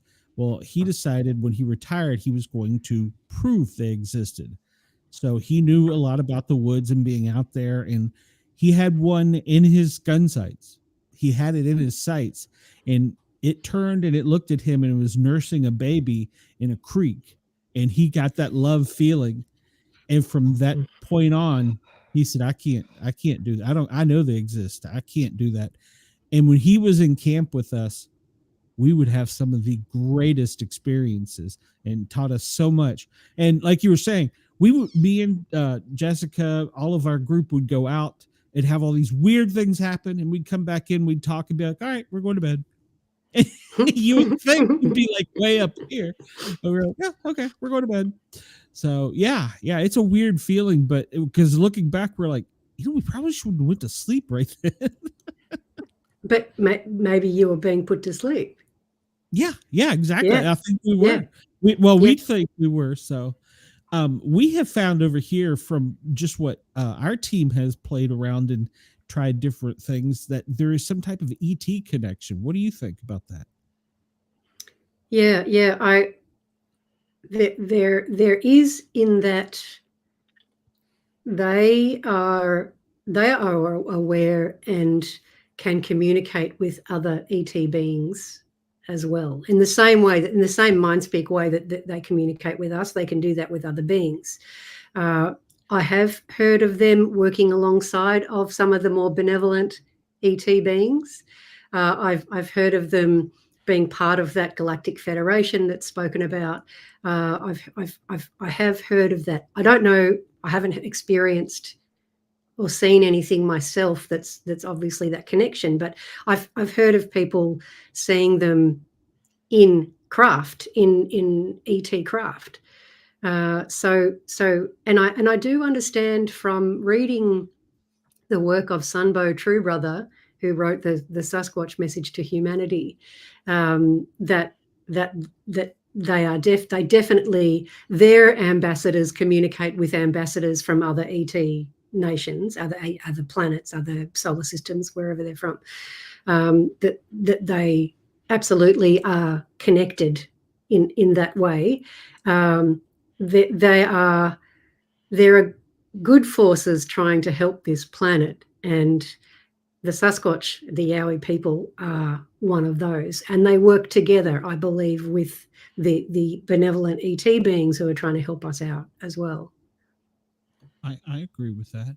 And you were talking about, we asked Bob was what he could mind speak, and you probably know him, Bob Grumpy Wilson. I'm sure you've heard the name.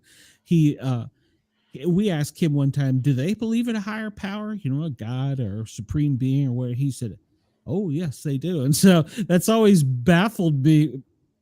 If that created us and them, what is the higher power? So it's always been something that a creature that size believes in a higher power. That's impressive. Why do you believe we can't? I don't want to say we can't prove, because I know they're there, but why do you think we can't find one that we could show to the world? And what's your thoughts on that? I know Ron thinks it's because they can't really be photographed very well because of their energy vibration. I believe they, from what I've experienced and what they've shared with us, everything emits its own electromagnetic frequency. Their frequency is a lot higher than ours, hence why we can't get them on camera very, very, very well, and hence why they can disappear in front of our eyes, hence why they can be invisible. They could be standing right next to you and you wouldn't know. They have an ability to raise their electromagnetic vibration or lower it at will. And this is a taught skill. It's a learned skill. They need to. They're not born knowing how to do this. They learn from very young how to do it. They've told us this. And so part of the reason we can't capture one on camera or in real life is because they have this ability to disappear.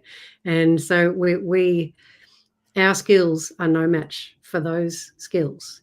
We're also not ready as a society, as humanity is not ready. I was going to say they have the ability that they don't want to yet, and they don't think we're ready.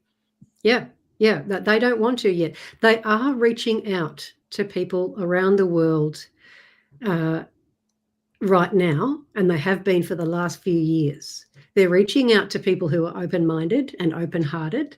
I was going to say with their frequency, they can probably pick up on the people that are more open-minded, and absolutely they know what we're going to do in the woods before we even go. I mean, yeah, we for sure. That all the time. So yeah. I remember once I went for a drive and I was wanting to find a spot along the river to lie down and meditate, and I picked a random spot. I didn't know where I was going to stop, and it's not a place that I'd ever stopped before. And I pulled into the riverbank, and there is a big stick jammed into the ground, a stick that had been stripped of all of the other twigs off it, and it had been jammed into the ground right there. And that's one of their markers that they use here in Australia. And I thought, how does, and I sort of scanned it, and into my mind came this kind of cheeky teenager sort of Yowie with long hair that he flipped out of his face. And I got an image of him jamming it into the ground, and I was like, how did he know that I was going to stop there? I don't know.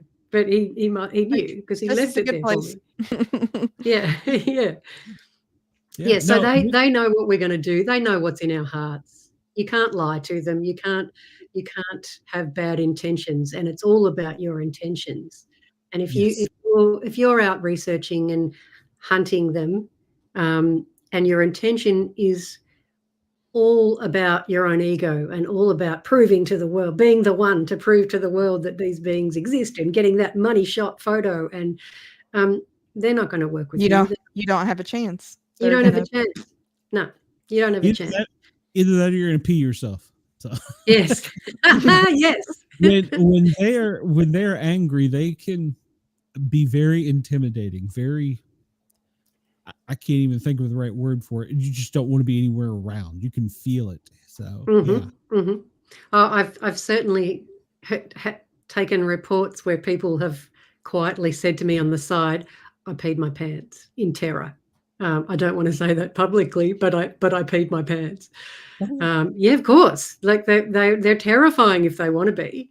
And if you go into the woods with bad intentions and you're not a good person, or maybe you're not a bad person, but your intentions aren't simply peaceful contact with them, you haven't got a lot of chance of connecting with them, and you certainly don't have any chance of getting a good photo of them. Yeah. What happens also is that any photo of them, any recording of them, their tracks, all of these things leave a frequency, and they've explained to us that if one of them is caught on camera, every time a human looks at that picture, that there's an energetic connection between the person looking at the picture and that Sasquatch or that Yowie, and they don't want to be connected to most humans, because most humans are we're not ready to be communicating with them, and might not be nice people, might have horrible thoughts, might be evil people, might just be not good people. So they don't want to be connected to all these random humans that want to stare at their picture.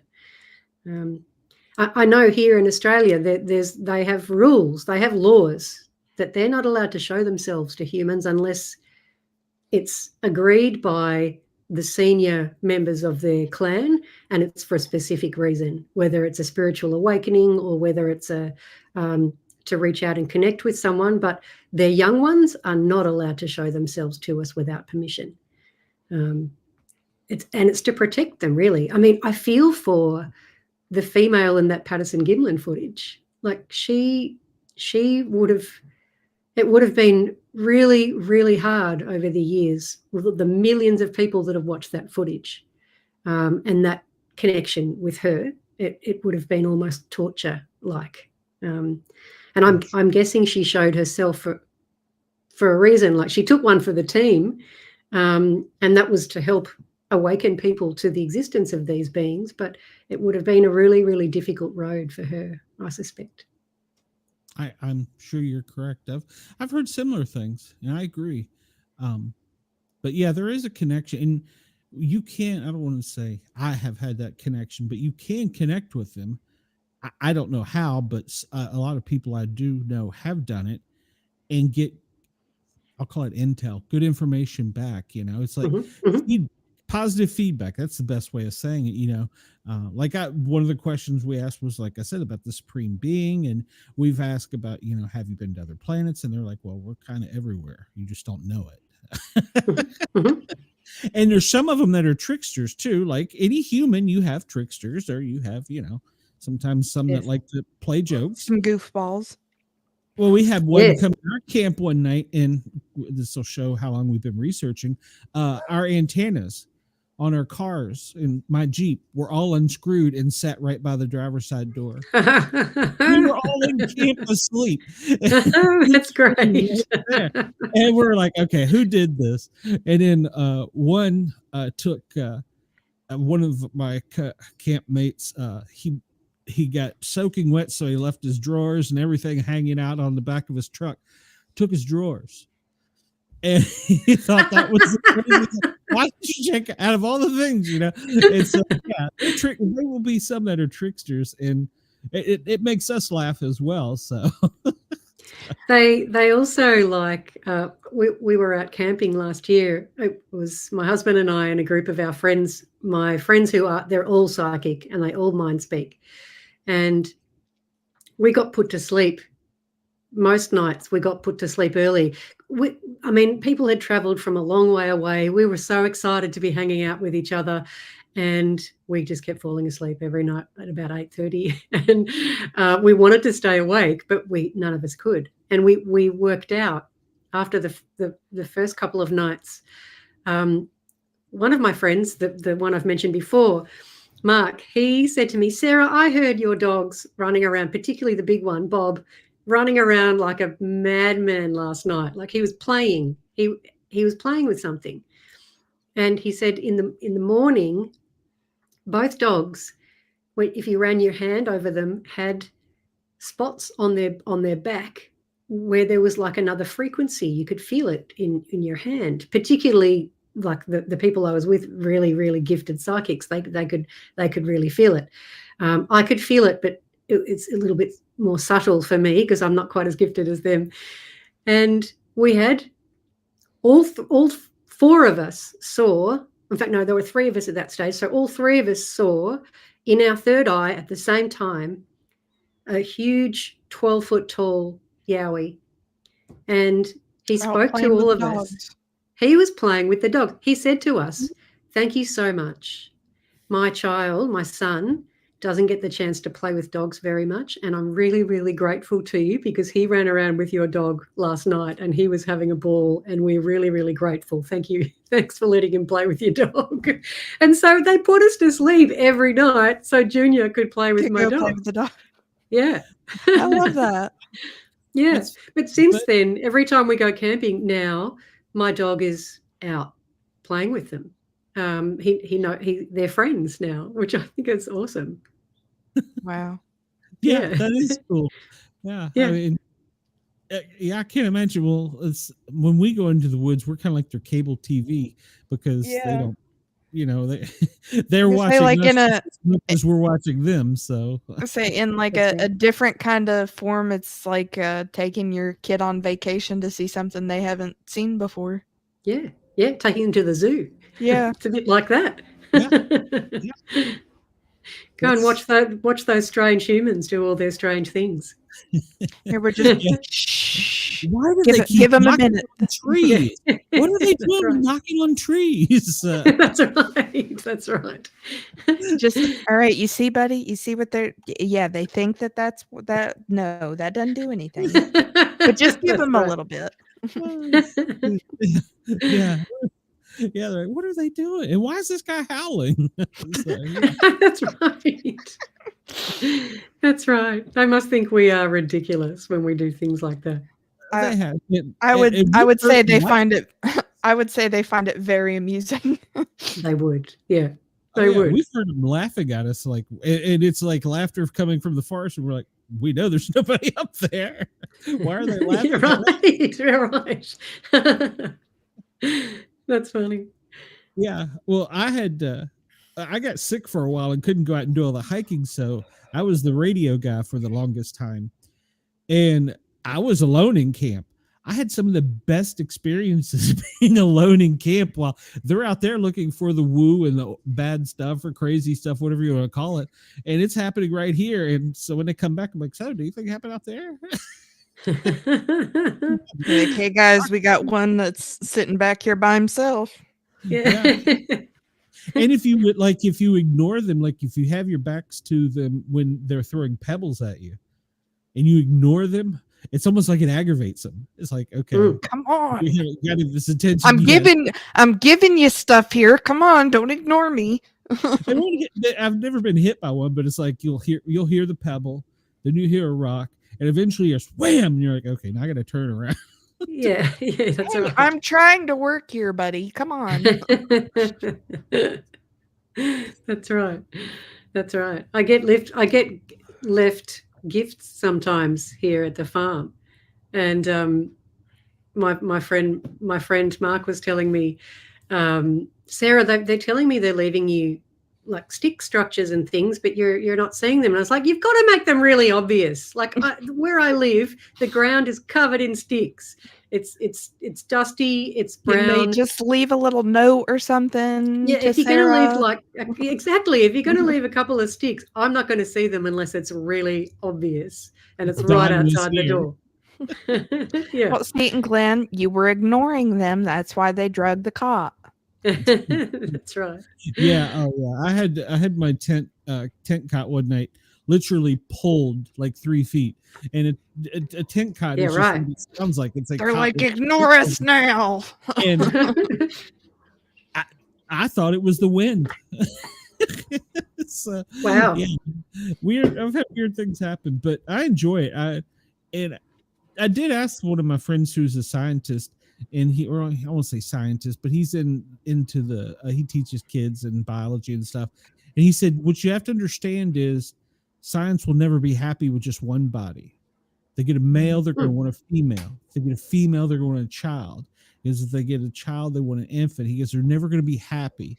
He said, so it's better if they are out there, which he didn't believe, that we never know about it. He said, because we're not like Chris was saying in the comments, we're not ready yet because we're not mature enough to handle it. No, and I wouldn't wish the death of they're people. They're people. Mm-hmm. It's like talking about the capture and scientific study of a human being. And I would be devastated if one was somehow killed and captured and studied in a lab. Like that's a person with feelings and family, and I would be really, really upset if that happened. I don't. You get to the stage. I've got to the stage personally where I'm not interested in that. If it means the suffering of a Yowie that's locked up in a lab or killed, even worse, I don't wish that. And if people don't believe, then that's on them. Who cares? That's their loss. Yeah. I 100% agree with you. And I used to think that, well, we're going to prove this to somebody. I don't have to prove it to anybody. You can think I'm nuts. No. I know what I know, and if you want to know, I can show you how you might be able to see, but it's on you, not, Absolutely. Absolutely. And their presence in my life, particularly since since Donnie reached out to me a couple of years ago, and it has enriched my life. It's made me a better person. It's filled me with the most incredible sense of wonder and awe, and absolute delight at interacting with these beings, that I'm so grateful for their presence in my life. It would be amazing if all the really nice people in the world could have that experience, because it's a really, really special, amazing experience, and my life will never be the same again. So I know they're there. I know that they communicate. It might seem like hocus pocus and weird to people who don't believe in this stuff, but that's all that matters. I know, and I love it. It's so exciting. I have an absolute ball. So who cares if other people don't believe? I know you said like you named him Donnie, and obviously you said you weren't going to say his actual name. Do they all have names? Yeah, they all have names. And the name thing, I don't use his real name because of that energetic thing. So if I start talking about his real name, and then other people out there hear his real name and they start thinking about him,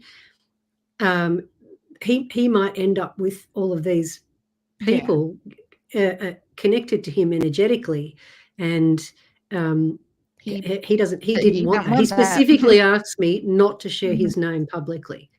And I don't now, and most of them do that. Most of them ask, don't share my name. So I give them nicknames, which doesn't have the same energetic connection. So there's Donnie Dooligal, and there's one of the other ones I've nicknamed the Ambassador, because he's kind of a representative of many clans, and he's 15 foot tall. He's a big guy. He's a big one. Very big. Yeah. So yeah, that's they all do have names. I'm guessing the ones that I've communicated with anyway, whether that's what they call themselves amongst themselves, I don't know. Or just what they are telling you, I guess. Yeah, it could be a name that they've made up just for special contact between me and them. I don't know.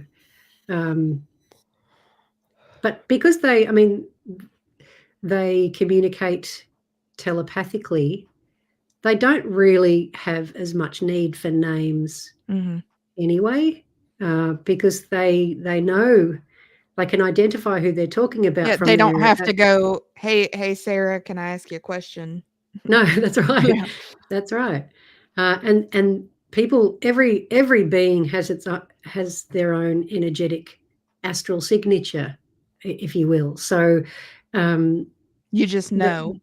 You just know who you're talking about and who you're talking to. And if you want to talk to someone, you just visualize in your mind that being, and they're there. So they don't really need names. That's interesting. Unlike humans, yeah.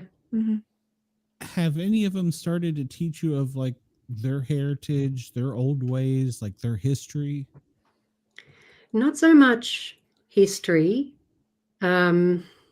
No, not so much that sort of information. We have received messages from them of information to help us.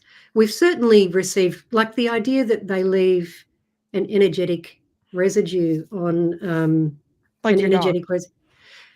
On my dog, or on stick structures, or on something out in the forest. If you put your hand over it, and what I learnt, the palm of your hand sometimes heats up, and that's, you can feel their energy residue left over from when they touched that thing.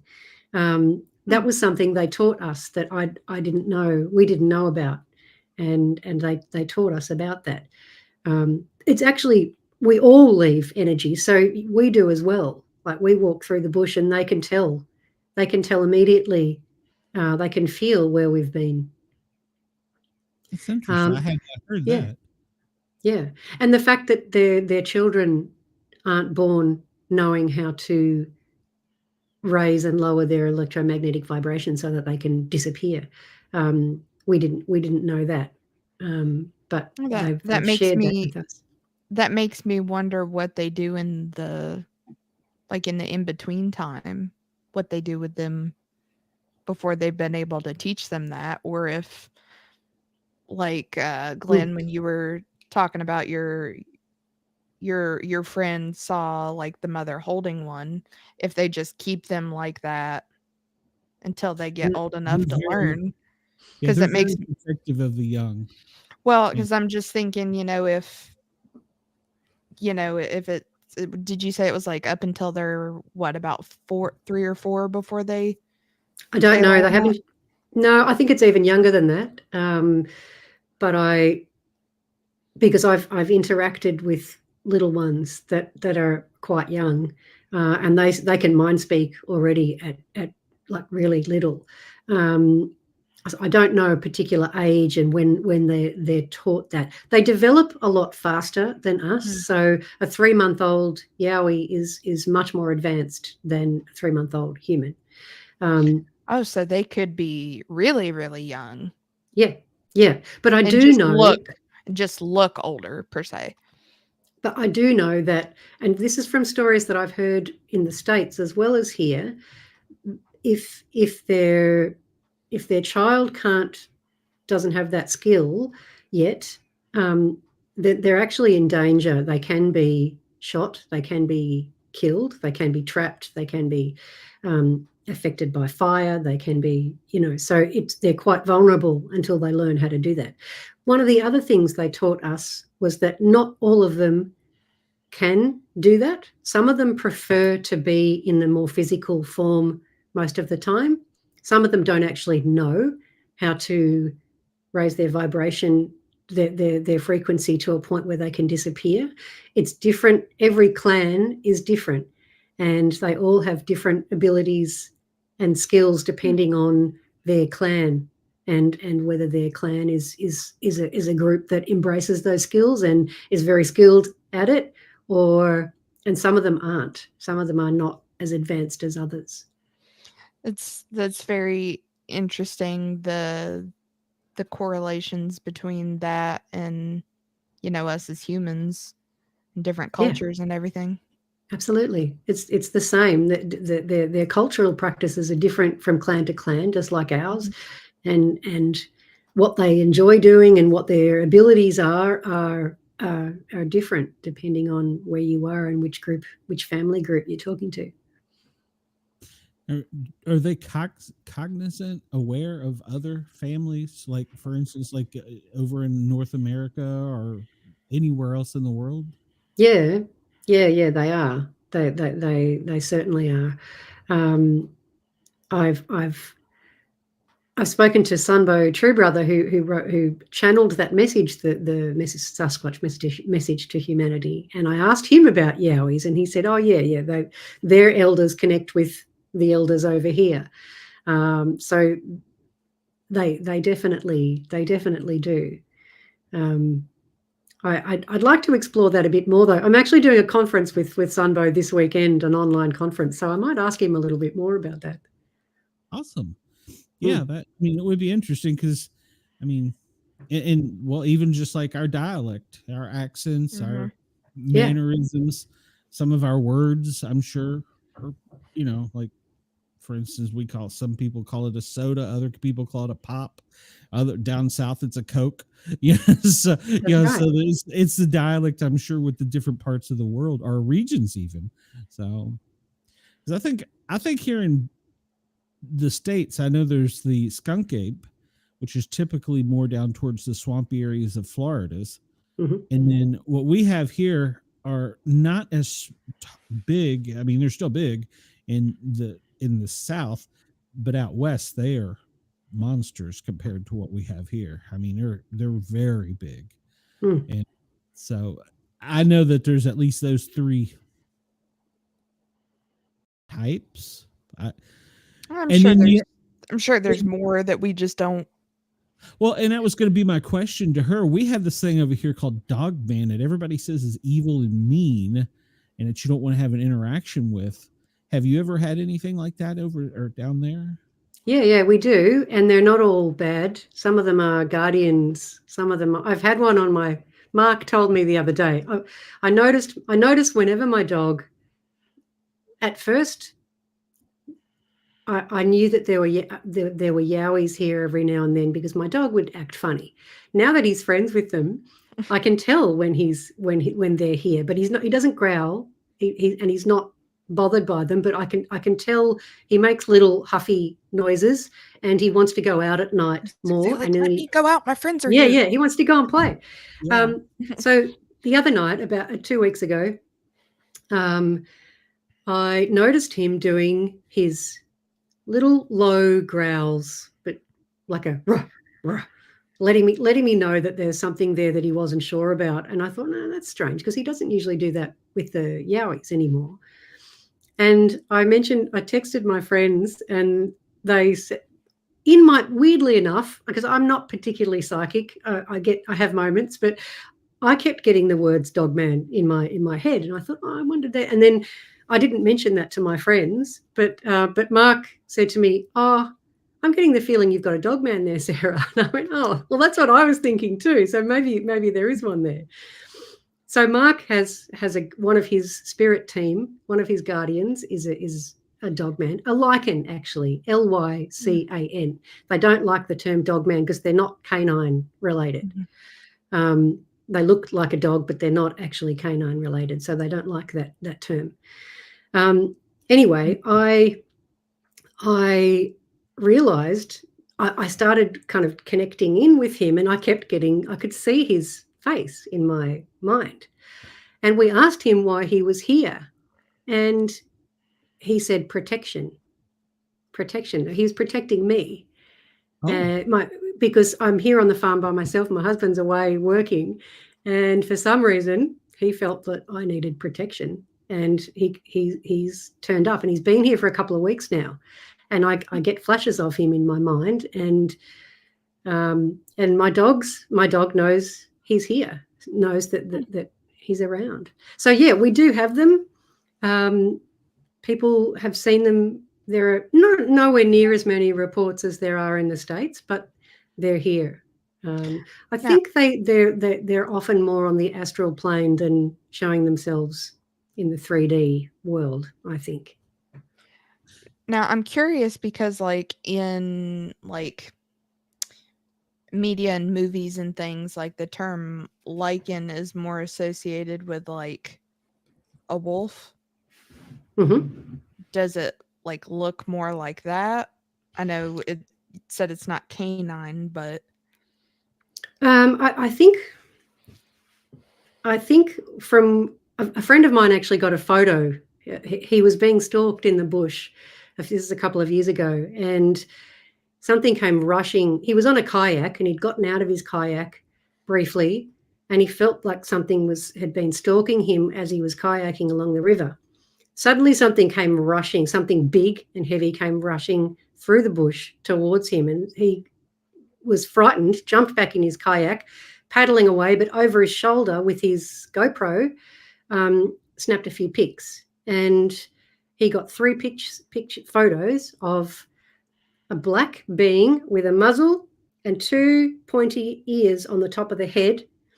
He's been back to that spot and worked out that it was at least 9 foot tall. So it looked like a dog. It looked like a German Shepherd to me.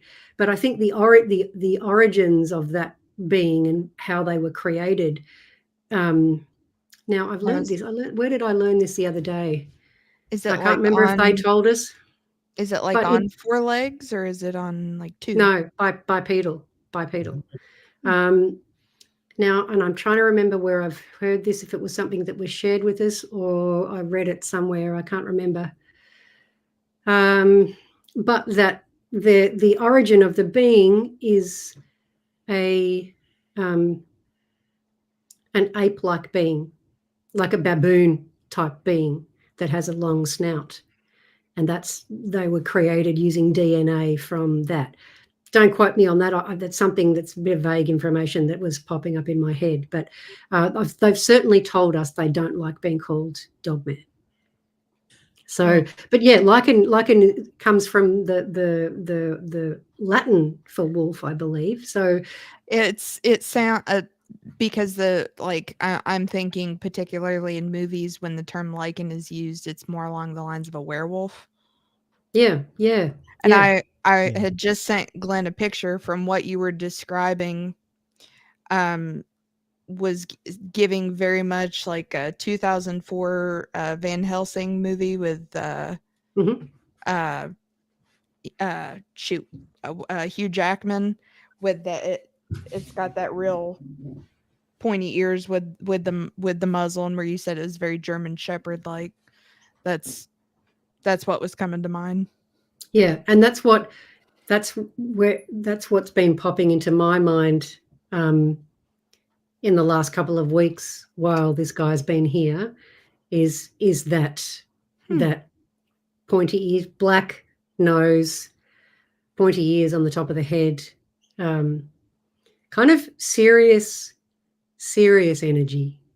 He's not a jokey, laughy like my Yowie. It's almost like they have a job. I mean, yeah. There's no mucking. He's got a job to do. I think a lot of times, I don't want to say they get a bad rep, but we've kind of come since 1967, seeing the Patterson Gimlin film, used to being able to say, oh, okay, it's a Bigfoot. I don't know that society's ready for it, but now we got something totally different. And I think when people see it or have an encounter or experience, whatever you want to call it, they tend to freak out more than they would have if it had been a 15-foot tall Sasquatch. And I think that's a lot of it. And I've gotten the feeling that they're almost sentinel is the word that comes to my mind. It's almost like they have one and they're like a Marine. Don't get in my way. I have a task. Yeah. That's a good description. Yeah. I was gonna say he's not an F around and find out kind of guy. He's like, I'm here for protection, and it's my job getting it done. That's right. That's right. Yeah. Unlike some of the Yowies. Some of the Yowies are really funny and have got very playful and have got a sense of humor, but I don't think the lichens in my experience have quite the same sense of humor. Well, we'll say that the Yowies are like the civilians, the lichens are the army bros. That's right. Yeah. That's right. And it could be. We really don't know the hierarchy, So no. They have told us regularly that the lichens often hang around with the Yowies. They're not enemies. They like each other. They're friends. And you often find a lichen hanging out with a clan of Yowies. They're just the more serious friend that keeps him out of trouble. Yeah, that's right. Yeah. He's the designated driver. That's right. He's the designated driver. Yeah. That's right. Window was asking if they had gatherings. I'd never thought about that. They do. Yeah, they do. But they seem so similar to us on just like a different, the different frequency or a different plane. I would say they would. Seems like they do a lot of the same stuff that we do, just differently. So why wouldn't they? Yeah. And they have clan gatherings and they're similar to us. They're people, so they have big family get-togethers, and they have. I was gonna say they got the Sunday night cookout. Yeah, exactly. Yeah, yeah.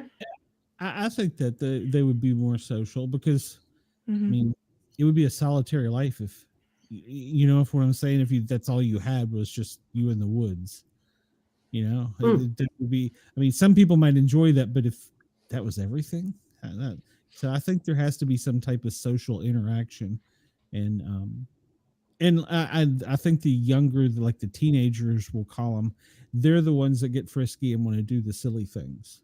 Yes, yeah, and something shared with us was that the young ones, particularly the young males, when they reach a certain age, they go off on their own for a while, and it's kind of a spiritual quest and a journey, and like an initiation quest. And they can get a bit naughty and a bit cheeky when they're off doing that, and they haven't got any parental support or any supervision. They've got to go live their bachelor life for a little bit, and then they're good. Yes. You know, it's funny you say that, but my first experience was as a teenager with one called the Mount Vernon Monster, and that was because that was area of where it was. It was just outside of Washington, D.C., George Washington's home. That's where I grew up. And that's where I first had an encounter, and everybody said, that's Washington, D.C. There's no way. And as I got older and started to understand things more, I got to thinking, he's traveling from one clan to another on a journey to see. And it was almost like at some point I had an aha moment. You know, it's like, so you're not stupid. There really was one in Washington, D.C. Yeah. People would be surprised. You don't have to be in the jungle or in the middle of thick, heavy bushland to experience these beings. And with their abilities, I mean, they could be all around us, and obviously we just don't know it. That's right. They can be. They where I live is farmland that's mostly cleared. I live just a couple of kilometres away from a big river that has bushland all the way, forest all the way along it. But where I am, it's quite cleared. There are copses of trees, but it's open farmland pretty much. And I have them here visiting regularly. It all depends on the ley lines and the portals that are along the ley lines, and they use the ley lines to travel, so they could go anywhere, really, anywhere where there's the right energetic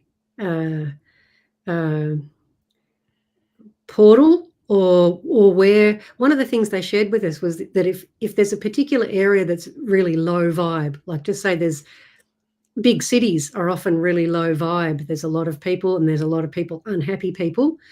They find it harder to materialize and dematerialize in areas where the frequency is really low. So anywhere where there's a high enough frequency for them to pop in and out, and where there's perhaps ley lines that help them do that, they can do that. So, I mean, there could be one standing right behind me right now. I mean, we wouldn't know.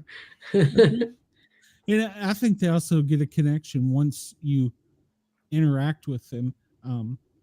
I live in a suburb of Atlanta, and I used to be a flight paramedic, and I would go fly for 2 weeks, and I'd get home at like in the middle of the night after having been all around the damn world. And as I'm unpacking, pulling the stuff out of the Jeep, this acorn starts hitting the Jeep, and I'm like, guys, I'm so exhausted. Please. I just got home. Give me a minute. And then the next morning, even though there's security cameras and lights and stuff, Mrs. Sport Cat likes that. There was a branch that had been twisted off and was sitting in the front yard, or in the front of the door. And it's like, and my wife's like, how'd that get there? And I'm like, I know how that got there. They wanted to play it. They wanted something. And I was like, I am so exhausted. Please just let me go to bed. So yeah, and I do believe now. I have not been able to. I'm wanting to. I'm trying to. I haven't been able to get that mind speak yet. Occasionally blurbs will come through, but it's usually when I'm very close to them.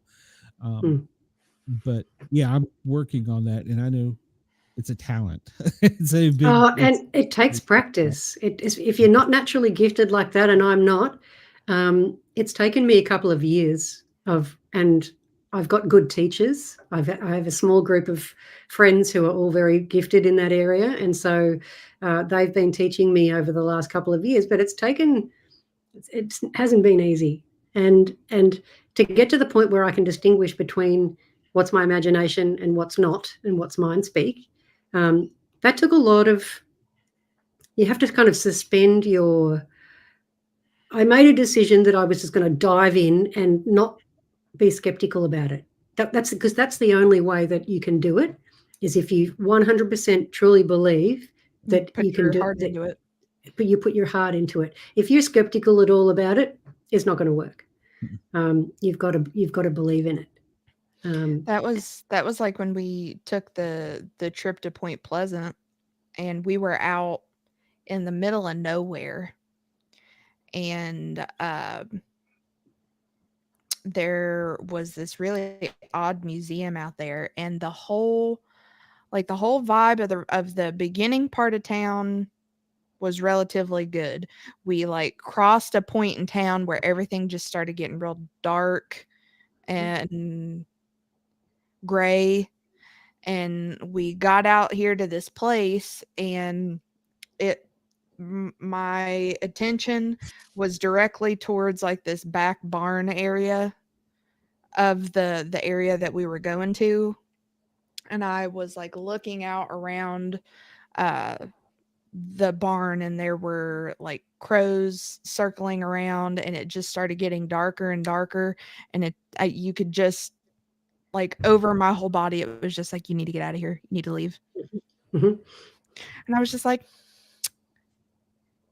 yeah, we're going. Don't know why, but we're going.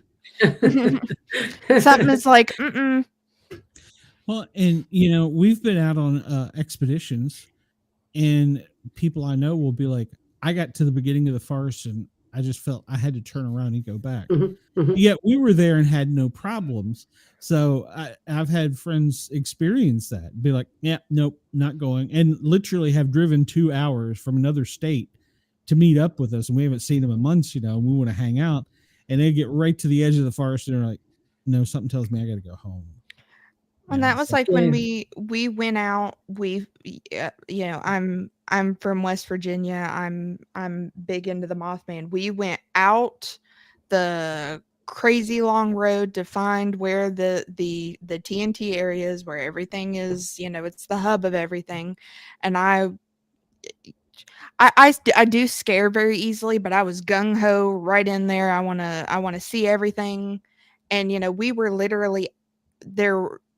There was no GPS coordinates, no nothing. We were just out there roaming around trying to find whatever.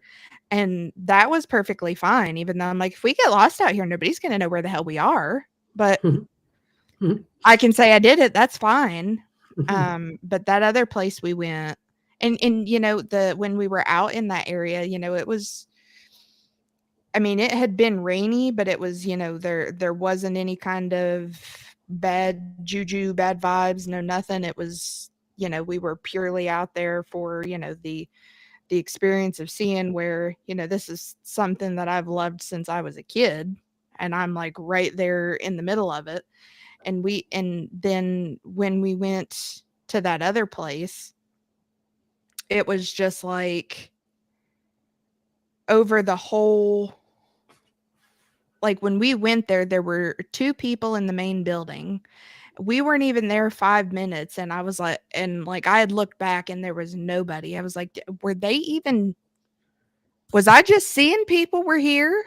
Because now there's nobody. So it was just immediately like we walked around for a little bit more, but I'm like, we need to go.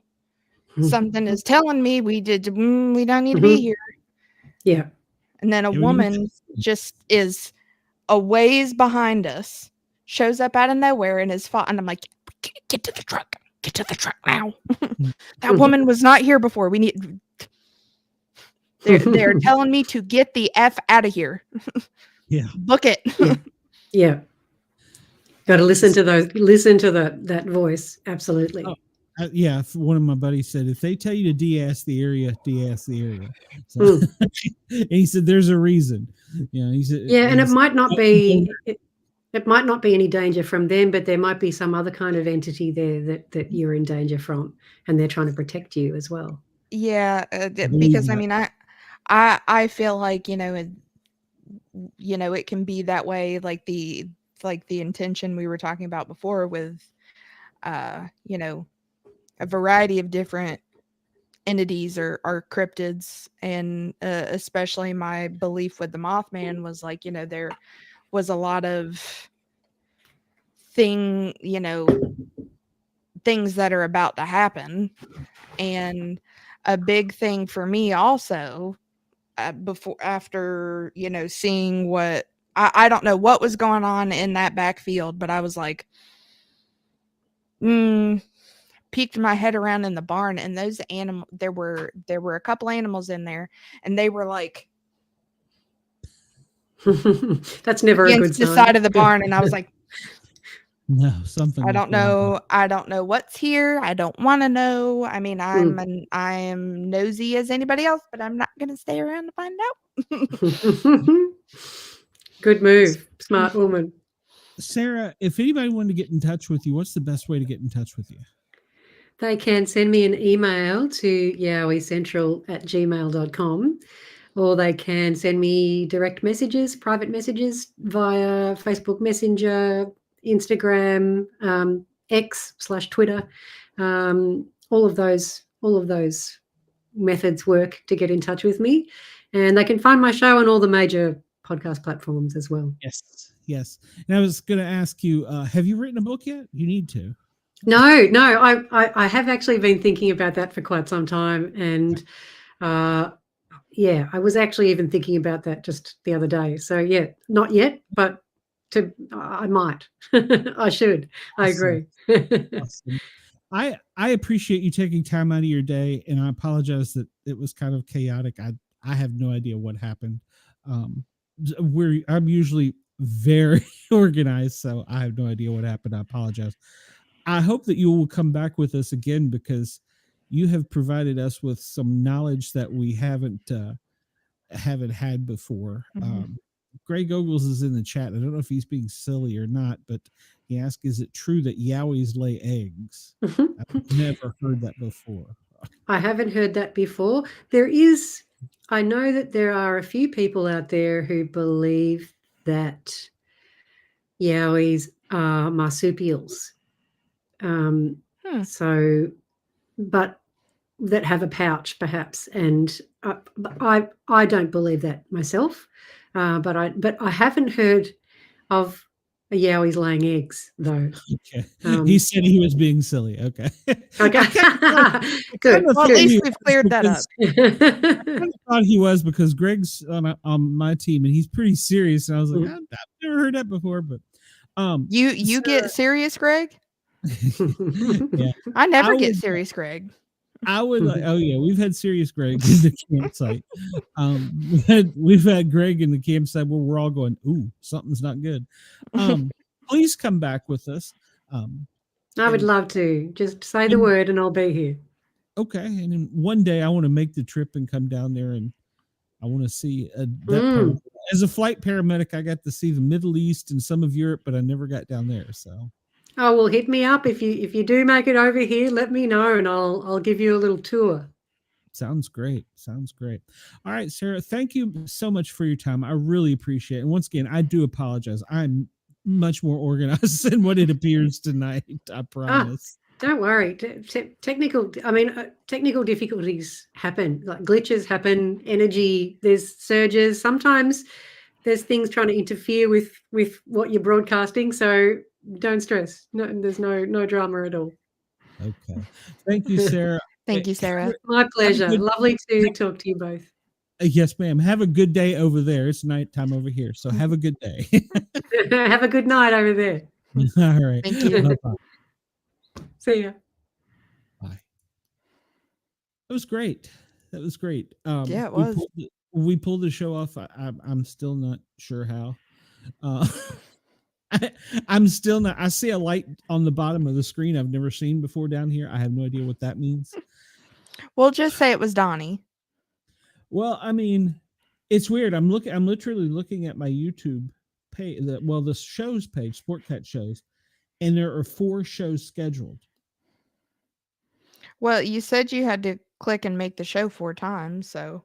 But it never took. It would never take. Well, apparently it did after. I don't know. It's weird. And we're not broadcasting where we were supposed to be broadcasting. So, oh, well, I'll go fix it. A nighttime project. Cheyenne, are you going to be with us next week or? Monday? Okay. All right. Well, I'm hoping, fingers crossed, that I will be back in Atlanta. Yep, we've got Monday Night Horrors, and we are getting into the 80s.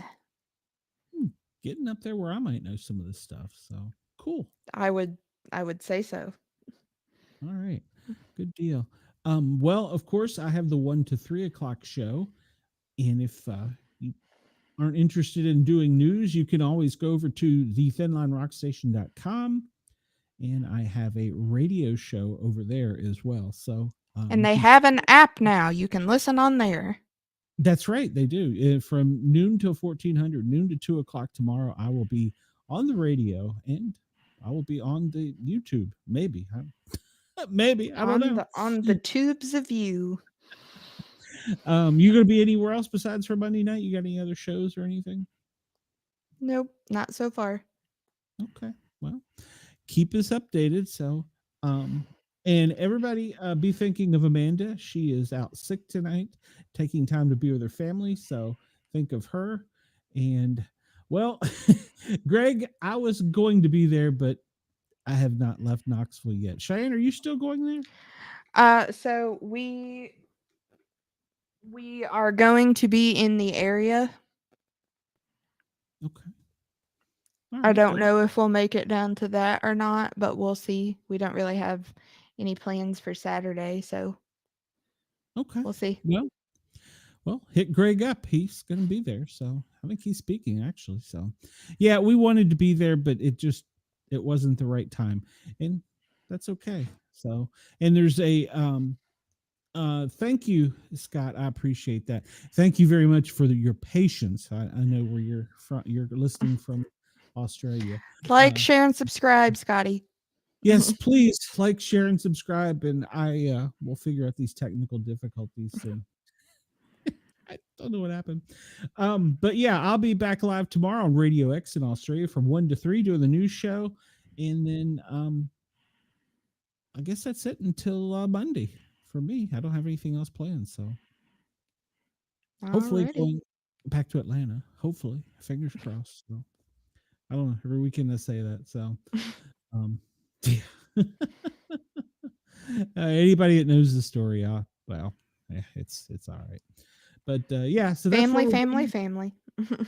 Yeah, and I'm doing what I'm supposed to be doing. So all right, well, I'm gonna get us out of here. You have a great night, Cheyenne. Thank you, everybody in the chat.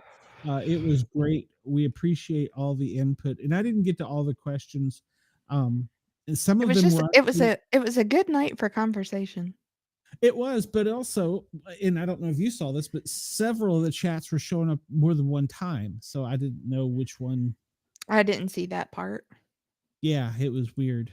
So, bye-bye, Greg. We will see you soon. Wendell says I'll be a guest tomorrow night.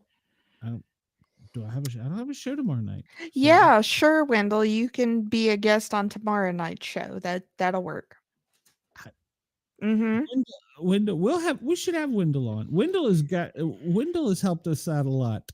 We give Wendell a lot of grief, but Wendell's actually helped us out a lot. So I like to give Wendell grief, but I've been Wendelled, so you haven't been Wendelled yet. So hopefully soon. It just as long as he does not find me in the Tennessee area this weekend. Wendell, I will give you coordinates.